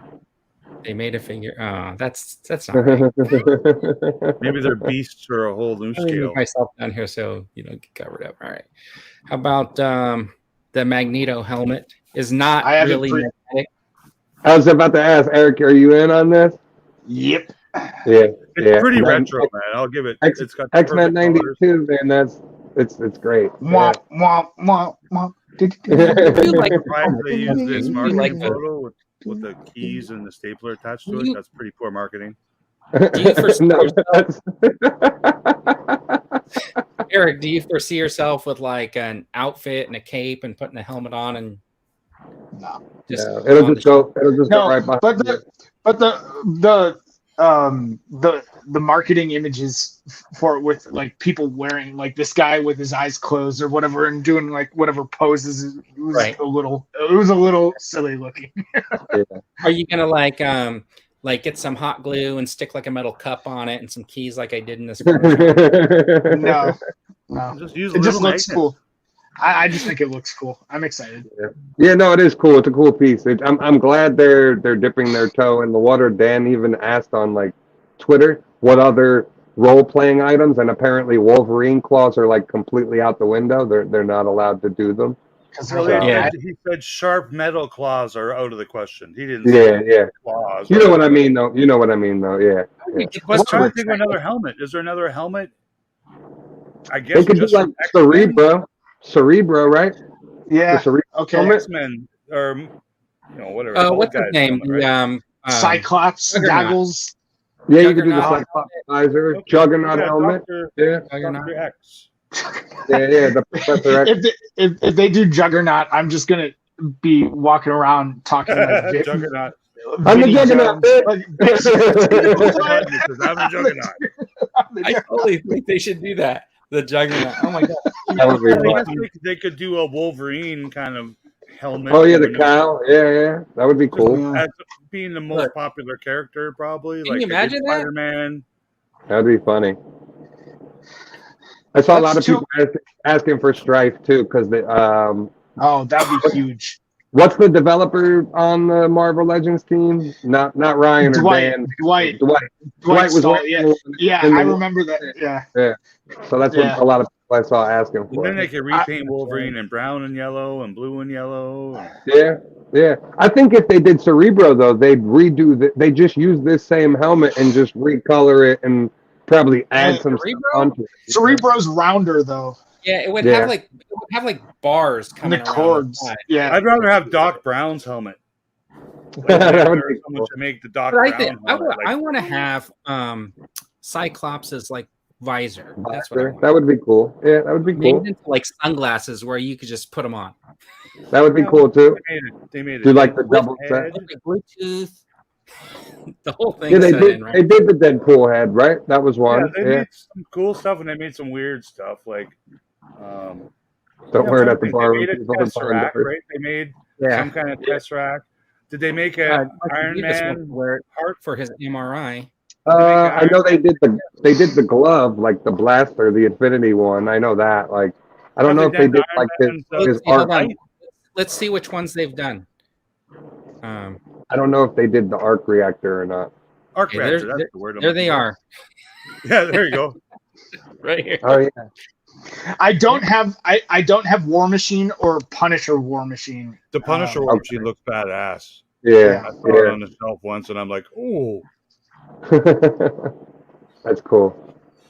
Right. I'd wear that in the Walmart right there. Just I'm looking forward to see if they do like a full, like I know we got the VHS line with the X-Men stuff, but I'm interested to see if they go like full in on X-Men 92. Like, do we get a sub Marvel Legends line, maybe on like retro cards with is the it 92 97? Isn't it called? or 97, whatever it's gonna, whatever I the think date so, is. because isn't it delayed a year now, that cartoon? So Yeah, now they got more pushed time to back make to more toys. 2024. Yeah.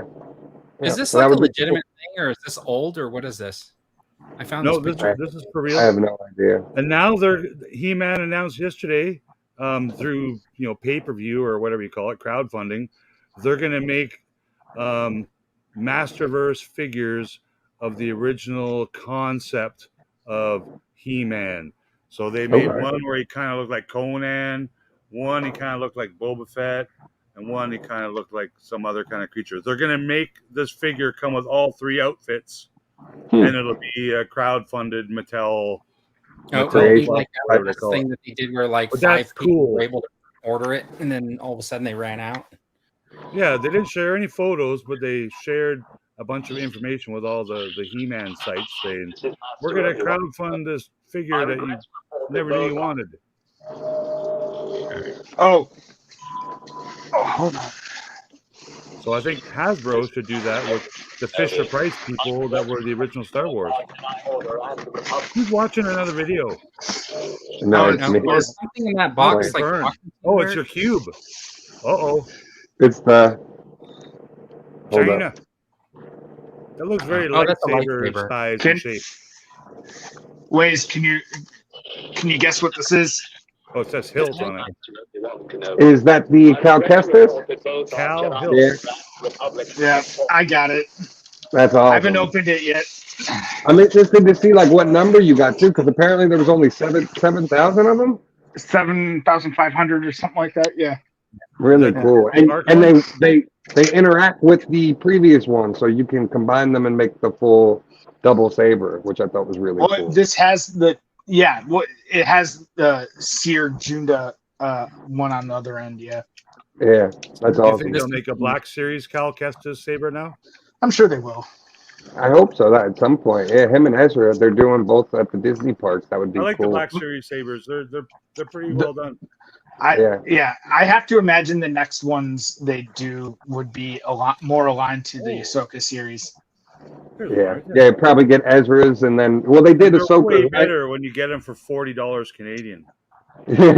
Apparently, nobody likes Ninja Turtles. We'll just move on. I got. They got were the announcing, dark- I guess, some Transformers this week, right? This is the only one I got. But they're 3-0 Transformers. These are quality toys. Does that blade come off? Yeah, it does. I just have it. I have it in and displayed that way, so I can light it up like at night, and it works as like a night light too. At least it lasted longer than the Razor Crest. It lasted 2 seasons, right? I still think Grogu will get it though before the movie. I think this will be his Just saber. a pile of wires and metal now. But They're the crystal itself, he can use for a saber. Yeah, but it's not going to be the dark saber. It won't be the dark saber. It'll be something different, but it'll be Grogu's like crafted thing with that kyber. I think with still the That's same. what same I blade. expect. That's what This I thing's expect. This thing's like $120 for the Star Screen. I don't understand. So like we're friends with a lot of people who collect Transformers. I don't understand why you need 100 versions of Starscream and 100 versions of Optimus. Like that one Optimus is coming out that looks phenomenal, and like I don't know why. Like I don't see the difference. Equivalent to Hot Toys, though. These 3-0 toys. You know what I'm saying though? Like They're I just pretty- don't see the difference in character. Like they come out with one version of Optimus, and then there's like how many? but they're Boba Fett? different. They're different. No. They're different Bobas. I have one Return of the Jedi, and I have the Tython Boba, and I have the Book of Boba one. That's it.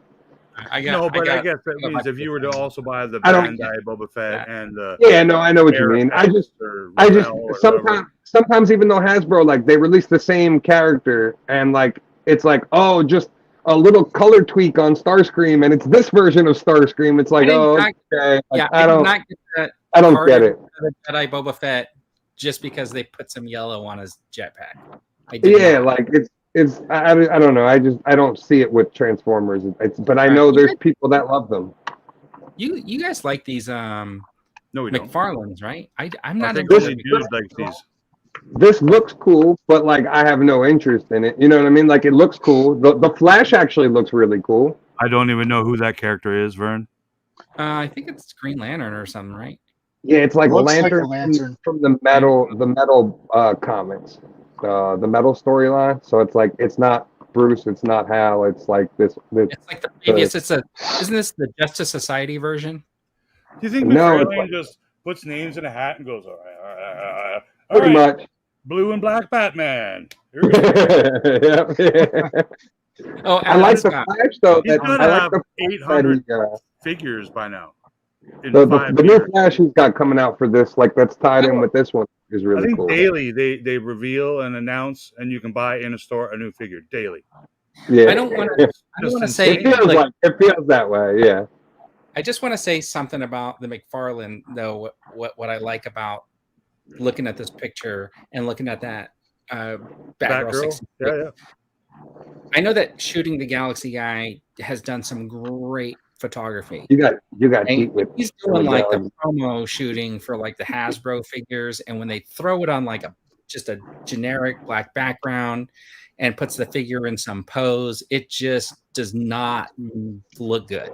But when you see the background diorama, this could be like a piece of cardboard in the background or something like that, but it really makes the figure kind of pop and gives you an idea of wanting that figure in your collection because of it. That other thing that they do over there at the Hasbro, where they just take some picture on a black, only thing it makes me want to do is take the figure and put them in like a dance studio or superimpose them into some other thing. You've been doing that you're eventually going to get blocked by him. What I don't get with that, Vern, because all of their other brands, Power Rangers, GIJOE, Transformers, Pokemon, whatever, Wizards of the West Coast, Dungeons and Dragons, it's the same person. It's the same person. Backgrounds and no, it's not. It's all different people. No, but Shooting the Galaxy does G.I. Joe and Star Wars. G.I. Joe is some guy with nose rings and tattoos up and down his neck and throat. It's different people for all the brands that take all these photography, because these are marketing shots. They're done by marketing companies. Well, they hire people up to do this. But Star Wars is the only one where I don't know why. They went and got a guy who made his name for making these awesome photography with like backgrounds and stuff like that, and then they're limiting him and saying, "Hey, take this picture in front of this little background." Yeah, a lot of it's just a TV screen or a computer screen. Listen, he's doing the best he can do, right? He's doing what they're telling him to do. He's making product shots to put on Amazon and Hasbro Pulse. Yeah. This is trying to sell me this figure, this picture right here. But it doesn't actually light up in his hand and stuff, right? And his eye, it's these are photoshopped and touched up to but it looks great. I mean, it gives you the ideas of what you're going to be able to do with this guy. And they airbrushed out the 3 stands and all the wires that were used to pose that figure too. Like, I think you can't just balance in the air like with no feet on the ground. It doesn't work. Well, but I appreciate it. It's part of that's making you sell it. Who do you think takes the best pictures for the toy brand? What about these? The Last Ronin mini-mates. I don't do mini-mates. Yeah, I don't know why this line exists still. I love Gentle Giant, but I don't know why these toys still exist. Yeah, I don't know either. I don't know anybody that purchased them. Ask. There is a huge market for it, man, at retail and online. These are mini-mates are popular things for people to buy. I just don't. They're not for me. Yeah, not for me either. No interest. Based on the silence of the chat, nobody is really interested. What about these Transformers? Anybody collecting Transformers? Are these movie Transformers from a new movie? Yeah, that looks like the movie version of Rhinox from Beast Wars. I'll watch the movie. I don't care about the toys. No, you're right. Donkey balls. This is a Rhino that changes into some sort of transformer, but he's got check out the missile launcher They got the other, like the comic version or TV version of this at Ollie's right now for $7. Also, yeah, Transformers wrong. Transformers like crazy. I'm just What's gonna go through RMers? What about this guy? Nobody. Megatron for kids? Yeah, I guess. I don't know. Transformers were fun as a kid, but I just don't. Yeah, I don't know. I know kids still They're love kids in the store. Like, they're still What? popular. Transformers is a complete ripoff of GoBots. Yeah, as Connor would say, G.I. Joe is a ripoff of Action Force. Right. I think it's the other way around. When he tried to tell me that, I was like, dude. He looks cool just because he's retro. Yeah. This guy could fit in with your G.I. Joe classifieds. He can fit in my pocket, I think. He's like a green and yellow, right? I'm assuming he's like this big, like Bumblebee Bumble jumper. Oh, maybe, yeah. I don't Well, know. there you go. Hold on. Same Look with at this him. guy. It looks like he's from Tron. The little. Well, that's the other Volkswagen. thing too. Like, I can't keep up with Transformers because there is like 3 different sizes and different, like, there's the mini ones, there's the bigger ones, and then there's the regular size. It's like I don't know what scale goes with what scale. GoBots are robots in disguise. What do you got? They I've never killed seen this one his before. It's an family. original car that doesn't exist, I guess. Is this specific product positioned for like adult collectors, or is this? Yeah, This I don't seems know. like more of a kid toy. I Yeah, think these this look is like a kid toy or something, right? Like I'm not running out to buy. I mean, look at the legs on the Bumblebee. This thing looks Yeah, like these ones are more for the kids, these ones. That's a kid toy because look at the thing that's on top, like whatever cannon or whatever. Like It's that. like 6 points of articulation. this is like a 5-inch figure or something, right? Is my It's guess. cool, man. It's, for $10. We're gonna have all the Transformers fans in the comments. How don't you know what this car is? Something for their birthday. Can't believe it. All right, so here's some more Mcfarlane.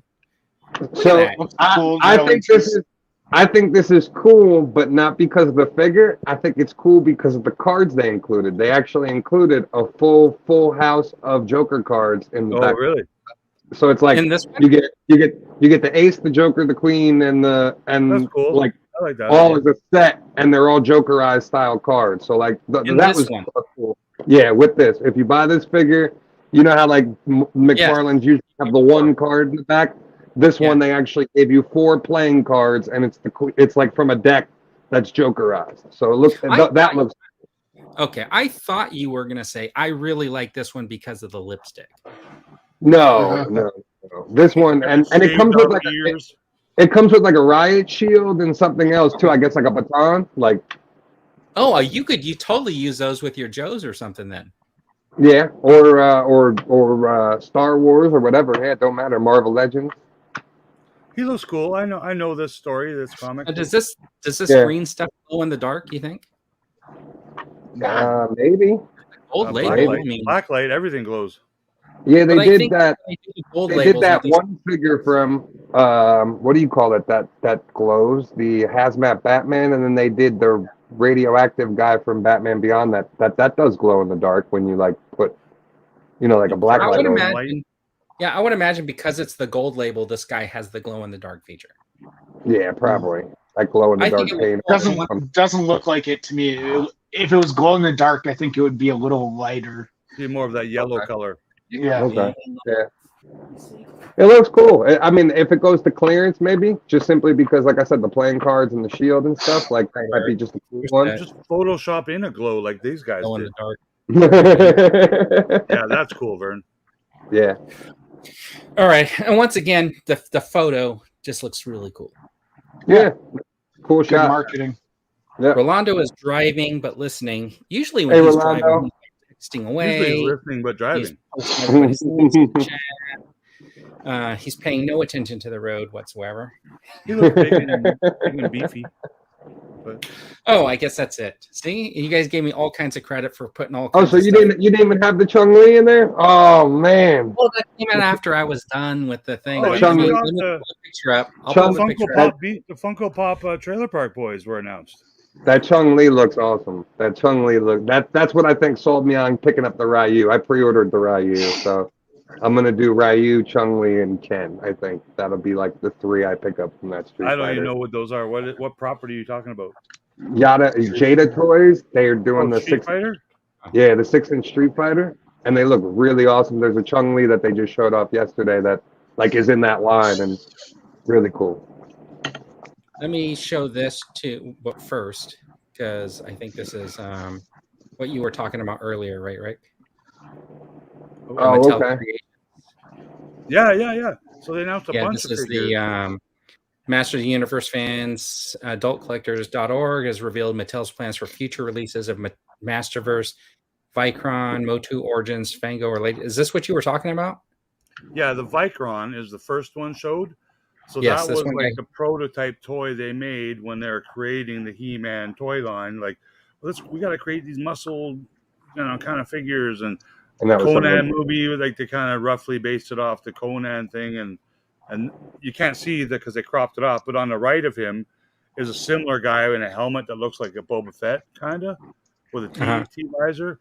And on the left is like another kind of a creature thing. So they kind of made those 3 prototypes to kind of launch the line. They never made them. They're just, concepts. So Jonathan's making fun of me because everybody's been talking about that Street Fighter, and I picked it out. The one all the way on the right, the one that looks like a snake, that almost looks like that G.I. Joe, the chick from the G.I. Joe movie a little bit. Which G.I. Joe movie? Medusa, but the 87 movie, what are they called? The Cobra La people? Like the mutated ones? Yeah, that's the 86 movie, 87 movie.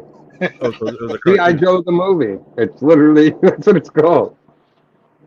Scroll up. But it's animated. So this mall is on sale right now for $205 at Slideshow. Very good buy. And then there's the Chun-Li and the Ryu and Fei Long. She's jacked. She looks good though, like really good. Comes with alternate heads, hands, display, and effects display. So like really cool for $24. And they come in the arcade style packaging, so they look like little arcades. This is Jada Toys. Happens to be right by that dumpster. Yeah. Just put her in that dumpster. I think I have the Jada Frankenstein. I think it was from Jada Toys, and that's what Brian was saying. They did Monsters before, and then this and Mega Man are their new licenses that they picked up. They have this line and then the Mega Man line. This looks pretty good. I mean, this is right out of the 80s. You could tell based on the shoulder pads. What this or the Monsters? No, I'm saying that because of those shoulder pads, this is definitely right out of the 80s. Oh, you're talking about the style. I thought those were her muscles. Yeah. No, up here, these are shoulder pads. It's just a poofy blouse. Yeah, I like it. I think it looks cool. I'm in on this one. Actually. I'm in on this one. Yeah. Yeah. Once I saw this, I was like, fuck, I'm gonna have to buy Ryu. Like, I was already on the fence because Sean's been hunting him down forever now, and now it's like, I might be in on those. Let's see. Hold on. Yeah, everybody's I think into those. Yeah, Brian said he was going all in on them. He said, they make whoever they make, he's getting all of them. I know Sean is really excited about them. He's been hunting them down for weeks now, hoping to find them in store before his pre-order ships. I watched. Do you guys check out this guy Art G? He's got a channel. He did a live the other day, and he had Sagat, but it was a SH Figure Arts. Okay. And it was really weird because when he was articulating it was like when you're ratcheting the legs on the Galactus, it's like okay. I was like, oh my God, what's going on with the articulation there? And it looked funny, right? The articulation looked funny in the arm and stuff like that. But I guess because they're superposable. So, yeah, they're made by Bandai as opposed to being the articulation. What?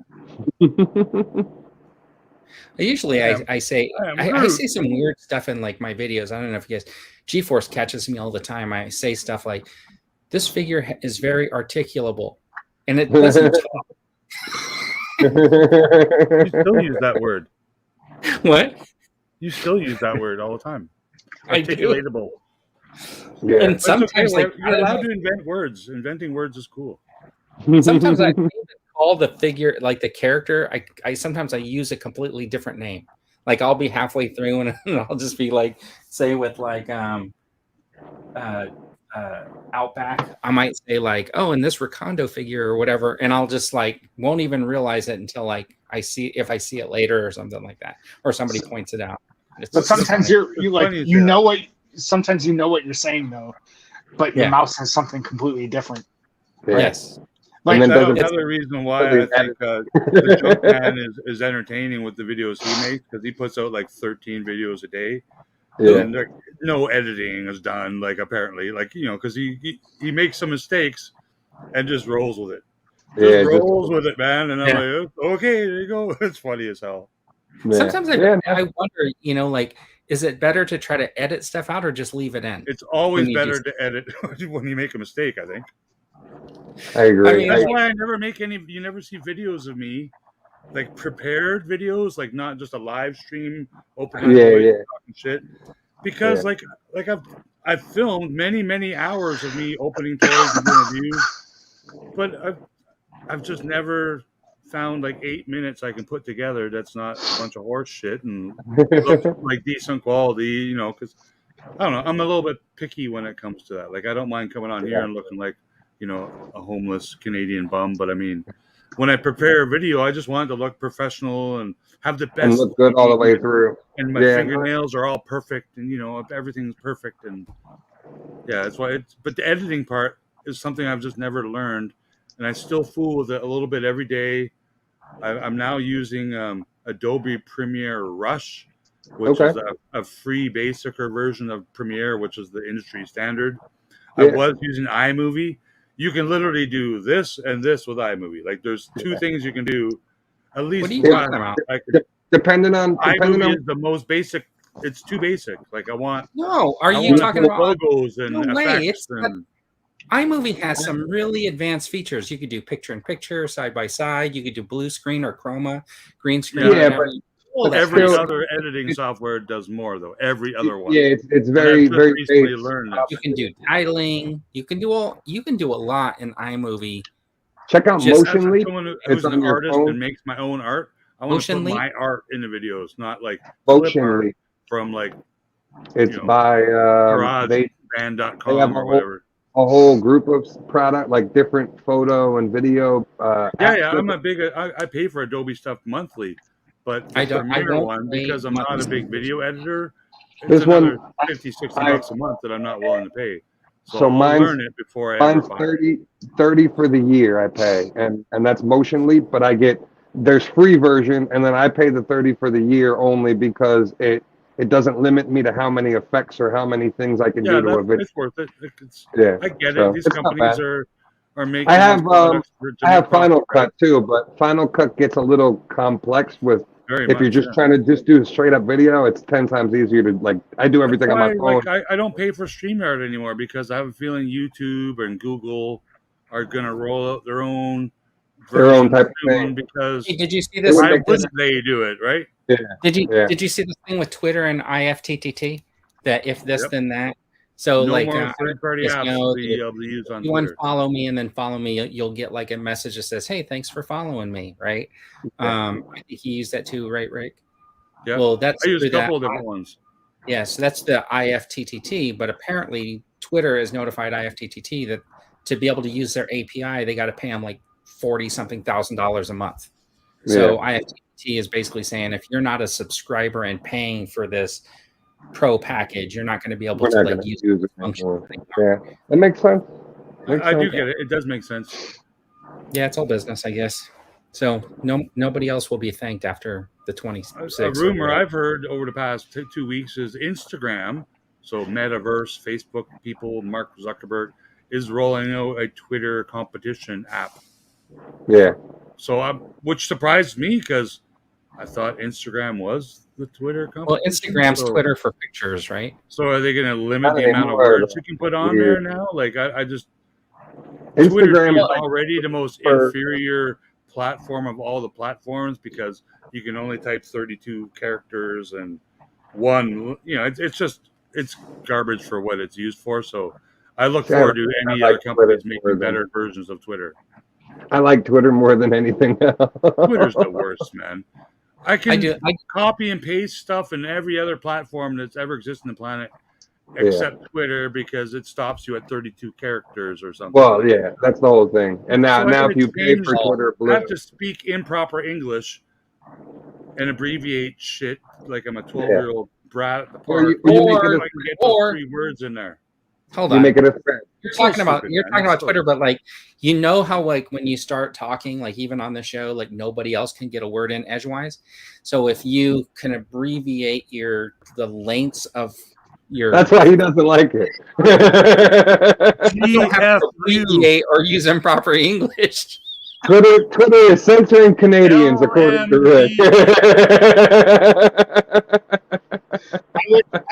One thing I wish Twitter would have would be like if you are trying to write like a really long tweet, I wish it wouldn't stop you. I wish it would just say, "Hey, here's how we're cutting break it up part for you." Yeah, and break it up for you into thread. Yeah, that would be cool. Well, if you pay for it, you're on $8 a month, and I can type as many freaking letters as I want, and I can edit it. Yeah, within 5 hours. Stupidest thing ever that you can't edit a post. Yeah. They should make that feature for everybody. You delete and then retype it. Delete it and retype it. Now with Twitter Blue, you get 5 hours to go back and edit something, and then after that it's closed. I just delete them and then I just redo it. I do sometimes because you have to. Yeah, it's a pain in the ass. Say, how come this guy can't spell? Yeah, because he's only got 8 characters left. So what's everybody got coming out this week? look, Waze is like, I'm cutting this thing off. We hit the 2-hour mark. I've been waiting. This is like the closest thing to a Return of the Jedi speeder bike I've had. I can't wait to open this. And I'm telling you right now, they're going to reuse this bike and make it Indiana Jones bike. Watch. I think that's a false statement that Rick just made. He says, I can't wait to open this. Yet he posted like 7 days ago that he got it. That he got that at a deal. I have to make a video. Sitting on it. I'm never going to get 38 million view hours. He's gonna film it. He's gonna not edit it. And then it'll be open. Photoshop in dancing girls in the background so I get those views. And you gotta make sure to take a picture of yourself, like. Oh my god! Outline it all in yellow.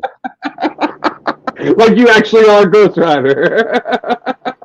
It's funny. I did do that. My very first reaction video was, I think it was Kenobi trailer. Yeah. Oh, with the picture, got 8,000 views and like. Oh yeah, no, it works. I've seen people like test it. I think it's so fun. How do you get 8,000 views? How do you do it? What's the key? You just do. Eric sent me one too. He's like, oh. Anyways, that was from the Starcruiser. That was from my portrait session from the Starcruiser. Yeah. Okay, not a sponsor, but shopgoodwill.com. I'm on there all the time. I got these 2 for like $9.99 a piece. Can't beat that. What? They just came out. What? That's what I'm saying. Yeah. But the only problem is like the back, has where the tags were ripped off or whatever. But still, though, they look fantastic. How does something like that get to Goodwill though? So like, okay, I got a couple of theories, right? Donate it. Because it's always like there's always a couple that are like in the LA area or Southern California that end up with them. And here's my theory: somehow Target or a retailer that has them, maybe the box got damaged or whatever, or something happened. They just say, "Oh, just haul this down to the Goodwill." Or how like Bantha Skull or whatever, he sent out those figures recently that he got that huge box from Hasbro. Maybe. Somebody got these from Hasbro and said, you know what, I don't collect Black Series, so they just picked up the 7 figures and hauled them down to the Goodwill. Yeah. Believe it or not, there's good people that do just go to stores, buy toys, and just donate them to places like that. Yeah. I'm hoping to get that wave on clear. Is a non-for-profit kind of company, so they're unlike Value Village. There is a good reason to donate to them. Right. Like I would like to have a set of those on card. So if they do hit clearance, I definitely will pick them up to have a set on card. Those are the only 2 I have so far. I'm holding out for the other 4 or 8 that they're still making. Okay. So there's no way I would have paid full price for this. I got them open. I got Wicket open and I got the Scout Trooper open. I paid $40 for my Wicket like 3 months ago when I got them. Yeah, because you got them at that Walmart mailer when it first came out. The other Ewok just came out here at I just have a bunch of figures I haven't opened, and like I need to mess around with my display and whatnot. But since my baby was born, I just haven't. This is the first time I have like a pile of shame in my. It's really pissing off my wife. She's like, open your toys, damn it. That lightsaber when you get it open, it looks pretty cool. I see it. My brother has sent me a video of it in the glass case at Disney World when he was there. Okay, he picked one up, and I don't know if he's opened his yet, but it's really funny because I'm gonna ask him to come on one day, and he put all his stuff in storage, and then they drove around for a while in one of these vans, and they kind of like ended up in Florida. And he's been going to Disney World, and their whole plan was to have these like Airbnbs and then stay there sometimes and then get back on the road and travel. And now he's got like a full on like display in his new place. In his Airbnb. And he was kind of funny, but I guess has anyone seen Guardians yet? Yeah. What? Opening day. Okay, cool. I'm hearing nothing but good things. I look forward to it. It's really good. Yeah, I haven't seen. I'm a big James Gunn fan. Yep. Yeah, I'm interested to see what he's gonna do. What he's gonna do with the DC stuff. Superman. Supposedly, the rumor is we could see like the actual announcements at Comic-Con. Like we could see who's gonna play Superman and who's gonna play. Well, he said they start filming in January. Superman. Yeah. So stuff's gonna become public soon. And they haven't announced any filming for Peacemaker yet, so I'm a little concerned. Peacemaker got rolled into Waller. So it's going to be. Oh, I think their show got canceled. Yeah, I don't think it's been canceled. I think it's just canceled. It got rolled into Waller. I'm pretty sure it got canceled. No, it got rolled into Waller. It's part of the Waller show. That's what it is. No. That's what. Say it again, Vern. I protest. It's canceled. Make Peacemaker season 2 in Vancouver, please. Thank you. They took one look at the show and realized, why are we spending money making this thing? He's in the new Mortal Kombat game. He's one of the DC characters that are in Mortal Kombat. Wait. Mark Wahlberg's in Mortal Kombat? John Cena. Don't you dare. Don't you dare with John Cena, man. Good the same accent, though. Might as well. Don't you dare. You know what? I want to see a movie with those two guys in it together. And Bill Burr. What, playing brothers?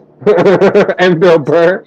Just be a Boston shit show. There had already been a movie where they were both Ben Affleck and who's the other? What's Ben Affleck's buddy? I love Bill Burr's podcast. He does a two times a week podcast on Monday and Thursday, and that shit is just hilarious. It's just him like in his living room talking shit on a microphone. Yeah, like Bill Burr's hilarious. He's classic. Yeah. All right. So what's everybody got coming out this week? I made a bunch of shorts. I got a video. I got a video with a bunch of stuff from Shop Disney and May the 4th. So figured I'd show off all that cool stuff. That's pretty nice. Cool. Rick, what do you got? A bunch of shorts. You said you tried to say a couple of times. The shorts, anyways, my turn. I got a question for people that make shorts. You can select where you want your your image to be your. You cannot change the thumbnail on a short. No, but you can't even select it to begin with. Like you can't select what's going to be the thumbnail. And I've been trying to, but it tells you can. Yeah, no, it tells you how to do it. It just doesn't work. So I'm really pissed off. But I'm trying to figure out how it selects it because I feel like people have figured out whatever system runs it to pick the perfect thumbnail, because I see a lot of people have the perfect thumbnail. Yeah, like and I was trying to figure out. I think it's a percentage of the video in, right? Like I want to say if it's a 15 or 20 second video, it might be like right around the 6-7 second mark. So you purposely edit your video to have like a good good image right around that time. Well, I've done some research on it this weekend. I watched a bunch of videos, all within the past 2 weeks. Like research, and you called it research. They have hundreds of thousands of views, and it says, "Here's what you do." It just doesn't work. Like it's either I was trying Apple or iMacs or iPhones or Canadians, or it either doesn't work for everyone or it doesn't work for me, and I don't get it, man. Because I did thumbnails it's Canadian prejudice. There's a glitch in Shorts thumbnails. It won't let me do it, and it bothers me. If you read YouTube help sections, they took that feature away because you used to be able to pick the thumbnail. They eliminated it when they did the big transition on Shorts to let people monetize them or whatever. So, which is kind of cool because even with music, like copyrighted music, you still make like a penny like that. Yeah, once you get 10 million views. Yeah. Well, no, I mean a penny. But you need, I get it. 10 million views will get you like 5 cents. No, but 10 million views will get you monetized on YouTube. Oh, this is true. Or 4,000 watch hours on your regular video. Yeah, that's what I'm almost there. I still need I'm going backwards, man. I'm losing like 100 hours a day, it seems. I'm catching up to the year I started uploading videos, I think. I just need the subscribers to go up. That's it. I'm at like almost 400 now, so I need like another 500 people. But I just need watch hours. Playlist all my videos over and over, even when you're sleeping, please. Thank you. do the burn and go into Best Buy and put it up on like places that have computers like for sale. Just go in there, load up every computer with your YouTube channel. Man. I need 300 people in your chat right now to do it, not 11 computers at the Apple Store. And then those 300 people, they share it on all their social media so all their friends can do it. That's how Mr. Beast did it, man. He's like, get your grandma to do it. Get your grandma's shoe to do it. Get her neighbor to do it. And now he's got 300. He's got everyone but 3 people in the world subscribed to him. Yeah, I must be one of those 3. I don't even know what he does. More subscribers than there are people on the planet. Like it's because he put up some money. He put up something about money, something giving away money or something like that. And every day he gives away money, man. Yeah, it's amazing. He has to. Well, once you start doing that, right? Like then people are watching just to see it. Then you really start getting the views. I mean, there's a big difference between like, I think like in this market, like right with the action figures or whatever, you hit a plateau because there's not, that same. It's spread out. There's so many people talking about action figures and the same figures and stuff like that, and the audience gets spread out. I see people in other chats and stuff, and I never see them here. And I don't know what's going on. So, no, I'm just kidding. But you know what I mean, right? Like people have, when you're watching, you know who you want to watch or whatever. Mm-hmm. Yeah. And if you don't do like for me, I don't do lives all the time. I only do lives on other people's channels. So like if when I can get a new computer and start doing lives, that'll be different because then I can have you guys on my channel and get people to tune in that way. So I'll get there eventually. It's just taking me a little longer, but having fun. It's easier when you just don't care. Yeah. I do like the lives because there's no editing involved. And you can just talk with people, like if you want to discuss something at the moment in real time, it's great because now you can come on and have a chat. Cross without letting anybody else and mute Vern. Once I can do that, that'll be fantastic. Yeah, I don't have the power to mute anyone on people's streams. That's what I'm saying. And once I can, it's going to be fantastic because I'm just going to mute Vern. Classic Snoop Goblin. You didn't know he was formerly Wills of Chaotic Doom. This name's way better. What's up? Yeah, I like this one. Snot Goblin. Monkey Davis has got a new beard, a little goatee going on. Does he? His mighty Jabba with a beard and glasses. Copy in hand. Oh, it's morning in Sydney. Okay, so then Sonny was up late or up early. Early. He's still up. Early. Yeah. I think he fell asleep. Haven't seen him in a while. Anyways, guys, anything going on this weekend, Vern? Me? No, not really. I think I'm just gonna continue trying to work on my some stop motion stuff, and I'm still trying to get my film done, and then figure out like some editing. I want to do some like voices when everything's done, but I'm still doing principal filming. Right, I don't have a. I'm available to voice a character if you want. Right. A male character. I kind of have rules. Let me grab the figure that you're going to do the voice for. And I want to thank Vern for the new artwork portrait he made of me as official Toy Duo red shirt member. Now I feel like I looked at the screen. That I had, and then I was drawing you from like basically just sitting there in your room. And you were in your bathtub when you drew that? Is that right? No, that's awesome. Vern, you got Sir Eric and Sith next. He painted us like his French people. Yeah.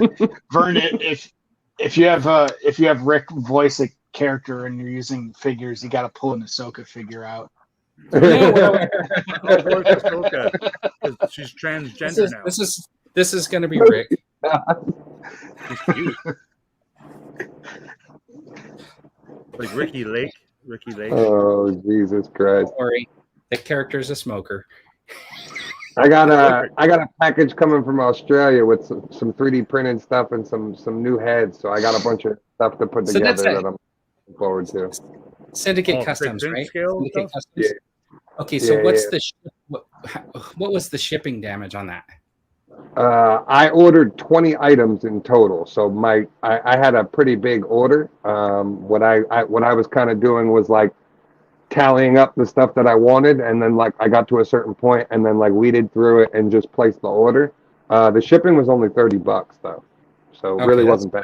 And I got so I have the whole Mando cabin coming, like the final cabin from the end of the show. Okay. Oh, cool. Imprint condition did the file for it, so I'll have the whole that to put together. I have the Mandalorian throne to put together.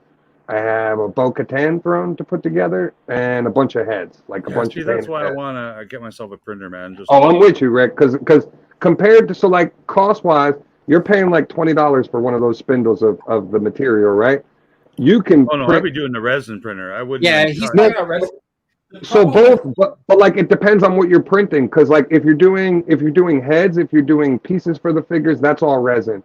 But if you're doing like backdrops and like pieces for the stuff, that's all PLA printing. Yeah, I get it. This was done in PLA. You can see that it's not perfect, especially on the back side. This is where the print. But now something like that you'd want to do in resin, like in just resin, to have right? Like G-Force has one in resin, but I mean like that's the back side. So when I got it. Let me find a figure. It's just that I've seen it where it started, and where it is now, and it's incredible. I'm probably close to accurate, but I mean, it's just No, you could do all kinds of than stuff. It was when it started. And there's like a group of guys, Imprint Condition, Landspeeder, Luke. They all release files like on a weekly basis. So it's just like, hey, this showed up in the show. Oh, guess what? Here you go. You can print it yourself and have it with your figures, and then you can scale it, for TVC or Black Series or whatever you want to scale it for. No, there is a market for it for all the brands and the lines that people collect. And if you could do it yourself, it's 10 times easier, because then constantly you can just be like, oh, I want this and just print it, and I want this and just print it, as opposed to like now you're paying other people for their time to print it, so you're calculating costs and things get a little bit more expensive. It looks like a cool, interesting modern hobby. I just dig it, man. Like it's not like, and like you can do other stuff outside. The 3D modeling aspect of anything, it still really blows cool. me away, man. Like when we were in high school, in the 80s and 90s, just didn't come up in a conversation. Like one day we'll be able to 3D print stuff, and it just wasn't even thought of. Flying cars were thought of, things like that, but hoverboards, but we never thought of 3D printing your own. Even toy. Like 10 years ago, it was still new, because I remember going to New York Comic Con, and like that was the first time I saw a 3D printer like in person, and that was like probably 10 years ago. And they were just showing you the basics. Like, here, you can print this little figurine that you found online. Now it's like only took 4 days. Yeah. So it's cool. You have one, right, Vern? I do. This I printed. Yeah, it's. I want to learn. I just want to learn. Because you can. I mean, like you print out all the parts, right? Yeah. It just goes together, so you can have a fully articulate. And how many years have you had it now, Vern? Articulable. You've had it, what, 3-4 years now? What? You've had it for a few years now? Yeah, maybe a little over a year. Oh, okay. And you're happy you got it, I'm assuming, right? I haven't done any really big prints or anything like that. I've just done a bunch of little, like, small stuff. I think this is like one of the last ones I did. Oh, yeah, okay. That's a cool one. Yeah, the Galaxy Disney, right? The little soda machine. And then that's just hot glue. Hot glue? Yeah. Hot glue to make the ice. That's cool. Yep. Yeah, I'm intrigued, man. I'm like, as an artist guy, I've got the itch, man. Like, it's been something like I never. So I'm an artist, but I'm not like very good at like painting and stuff like that. And I've gotten pretty good at it just by getting into this and playing around and making different figures. Yeah. Like about a year ago, I bought these sets so I can sculpt my own 3.75-inch figures, and I just haven't done it. Like, it's something I always wanted to do, and now I've got the materials and, you know, the means of doing it. Here's a buck. There's a bare buck to start building a toy from, right? Yeah, I got quite extras. Like I intended to make a whole bunch. Yeah, it's all the file too. Like, this file was done really well, right? This is from. Yeah, I see some of the stuff that Mr. B does, and you know, just get blown away, man. Or Adam Savage or Norm when they bust out their 3D print. Yeah, Adam Savage. It's the best of the best, right? Like, yeah, that's badass, Vern. Blurred. Just a 3D printed file. That's awesome. I've never seen that. That's cool. Yeah. And this guy Joel Haas, he's printing off he makes all these wicked props and 6-scale toys and stuff. And he 3D prints like Rancor that's like, you know, half scale, and then when he gets done painting it and adding hair and all it's just, you're blown away, man. These are museum level quality pieces. Really cool. Takes some doing to get them to sit on it, but you printed that one too, Vern, right? I did not print this one. Somebody else printed it, but now that I got this before I had the printer. Okay. That's I like it. It's big. That's what made me want a printer. That's my next thing, because I've really been lately getting into it a lot. It's just I'm not going to do resin printing because it's too complicated of a process. You need a certain environment to do it in. Sure. I get it. You gotta take PLA. It's toxic, so you got to take it. Then you got to wash it in some sort of other chemical to make it so you can touch it. There's a lot of stuff. Yeah, and then that's why I'm fine. I'm fine buying resin stuff because it's cheap enough. Like it. Yeah. You can buy resin pieces just unpainted, and then you just have to paint it yourself. So it's not too bad. But like PLA stuff, I definitely want to get into because that saved me tremendously. Like, yeah, and if you're doing bigger pieces, like I did a whole bunch of these like Star Wars walls. I don't have them up here, but I did a whole bunch of those panels. I love them. PLA, and you know, I just have them in a stack. I just haven't put them together. I love them. I need more of them. I just got a bunch. I love them. The Tantive hallway playset, the vintage collection one. Yeah, I want that in 6-inch scale, please. And somebody has that right now where you can. The only way I'm getting it is if I'm printing it or buying it from someone. And it's modular, so basically you can. So like it's in pieces, and you can move the pieces around how you see fit to make the hallway or make the display. It's great. They did a Hoth one too, so like you can get the Hoth base and then move around the Hoth base, and cool. Looks so cool. Jabba's palette. Everything. New 6-inch Indiana Jones figures. Oh, there's all kinds. I don't want to buy them all. I like the indie figure and I like the characters. So but see, they're doing dial pieces for that. I want the Grail. Like I want the Ark of the Covenant. And I don't want to buy a 6-pack of figures at $35 each just to have that almost black metal gold crate, right? So a 3D printer is the way to go for something like that. Yeah, exactly. Yeah. But I can't pay $150 for that. It's just not worth it. No, I understand. Well, luckily, like, Just look for a cell is what I Have you guys bought any of those indie figures, 6-inch? I got the entire wave to get the arc. Okay. I do like the deluxe indie that comes with the idol from Hasbro. Yeah. I'm annoyed. I'm like, I wish I had that one. Yeah, exactly. That's why they waited 3 months to reveal that one, right? Make sure you buy the first one first. Yeah. Yeah, I do. I haven't even seen one in the store yet, and if I see one like indie, chances are I'll buy them, even though his hat doesn't come off, and that bothers me a little. Yeah, that bothers me too. I don't know why. Who approved making Indiana Jones hat with a glued-on hat is beyond me. That looks really KO. Weird. That's a Disney Park one, right? Yeah, and then he's a little bit bigger, but Okay. I'm surprised Diamond Select hasn't revealed anything, or because they're making jumbos. The Gentle Giant's making jumbos and a play set, but Gentle Giant, Diamond Select also have their 7-inch, Marvel Select, and then they did those Star Wars Select. They made, I think, Darth Maul and a Stormtrooper and Chewie. And Chewie, like they've only made a few. So I think that line's still going on. I really don't know. I don't know much about that. I just know about the jumbos. But I'm surprised they didn't make an Indiana Jones figure, because those are, I like that line, that Select line. Their superheroes are badass. Like their Hulks, some of the best Hulks I have are those Marvel Select Hulks. Yeah. And they're more 7-inch, right?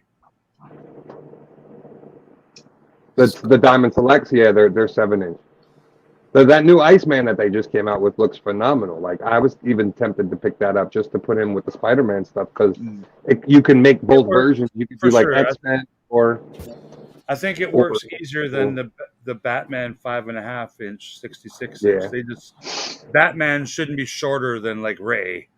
Yeah, but he is. Even the McFarlanes though in the Batman wave, like they don't really fit with Marvel Legends or stuff like that. They're like 7-inch, right? Yeah, they're 7.5, 7, and some of them are bigger than 7, but yeah. If anyone knows how many figures McFarlane's made now in his short life of McFarlane, the new Batman toys, quite a lot. It's got to be more than Star Wars. Does anybody know how many McFarlane multiverse figures he's made? Right, because he did Spawn. So if you want to go back and say how many figures has he made, I mean, a lot of stuff. Yeah. Well, he's made Spawn for many years, but I mean, just Batman's. Batman's. Oh yeah, Batman's. Lately he's Batman on like he must have made 300 of them by now. At least, yeah. At least. Which is cool. Like he's got a big toy box as well, not just Mickey Mouse. Todd McFarlane's got a lot of properties you can pull from.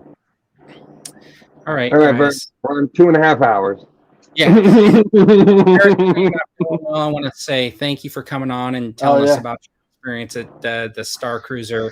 I think it's insightful from somebody who's been there, right? I mean, it's a shame it's having to close, that they couldn't figure a way to revamp that. I think, as my recap, I wish that they could have figured out like a way to sort of save the idea without maybe needing to just shut it down. It's the clock tower. It's too specialized of like infrastructure to do anything. Yeah. And I got my holiday booked for November 1st. Yeah, me too. Hotel, and they haven't even told me they're closing yet. 2 years ago, I started saving like $1 every day to afford it. So I knew that was going to take me about 8 years. So you got $600 saved up. Looking forward to seeing those videos you got coming out this week. And Rick's going to do a whole bunch of shorts. He said that last week too, but I think I only saw like 2 of them. So when he says a whole bunch, just explained why. Literally like 20 minutes ago, he just said, "I filmed them all, but I don't like the way they come out." I'm a little turned off, man, that I can't have a thumbnail that I want to be not like in between shit. And he really can't wait to open that retro Ghost Rider. But I'm sure that'll happen next week. There's lots of editing involved, Vern. I got to film it once going this way, film it once going up and down. Thanks to everybody who hung out in the chat, and for everybody who kind of like hung out with us till the end here. I know that we kept rambling on a little bit. I was on my phone, but those guys kept rambling on. Vern's ordering pizza and shit. Yeah. He's like, what do I got to do? What chores am I doing after the stream's over? So how many days till you open that Batmobile, buddy? Come on. I haven't brought myself. So like I literally was planning on doing a video, and I literally another half hour, Vern. I kept that and everybody. We'll see you next time.